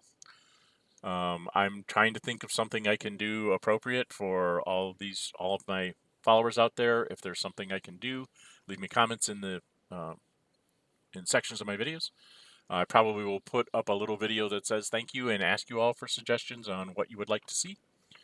I just haven't had the time to do that this past week. Hopefully I will have a little bit more time in the upcoming week to do all that. Anyway, this is my... What? I think that's going to take care of this. Hopefully I'll be able to stream next weekend as well. I'm on a kind of like a screwy work schedule. I'm just starting a new job, so we're still kind of working out when they're going to have me do things, and schedules are very nebulous at best. I have a schedule, but it seems to change at will by the managers because they have a terrible time getting people to commit to their actual shifts. So I'm doing a lot of filling in for people, if you know how that goes. Anyway, until we meet again, stay safe and bye-bye.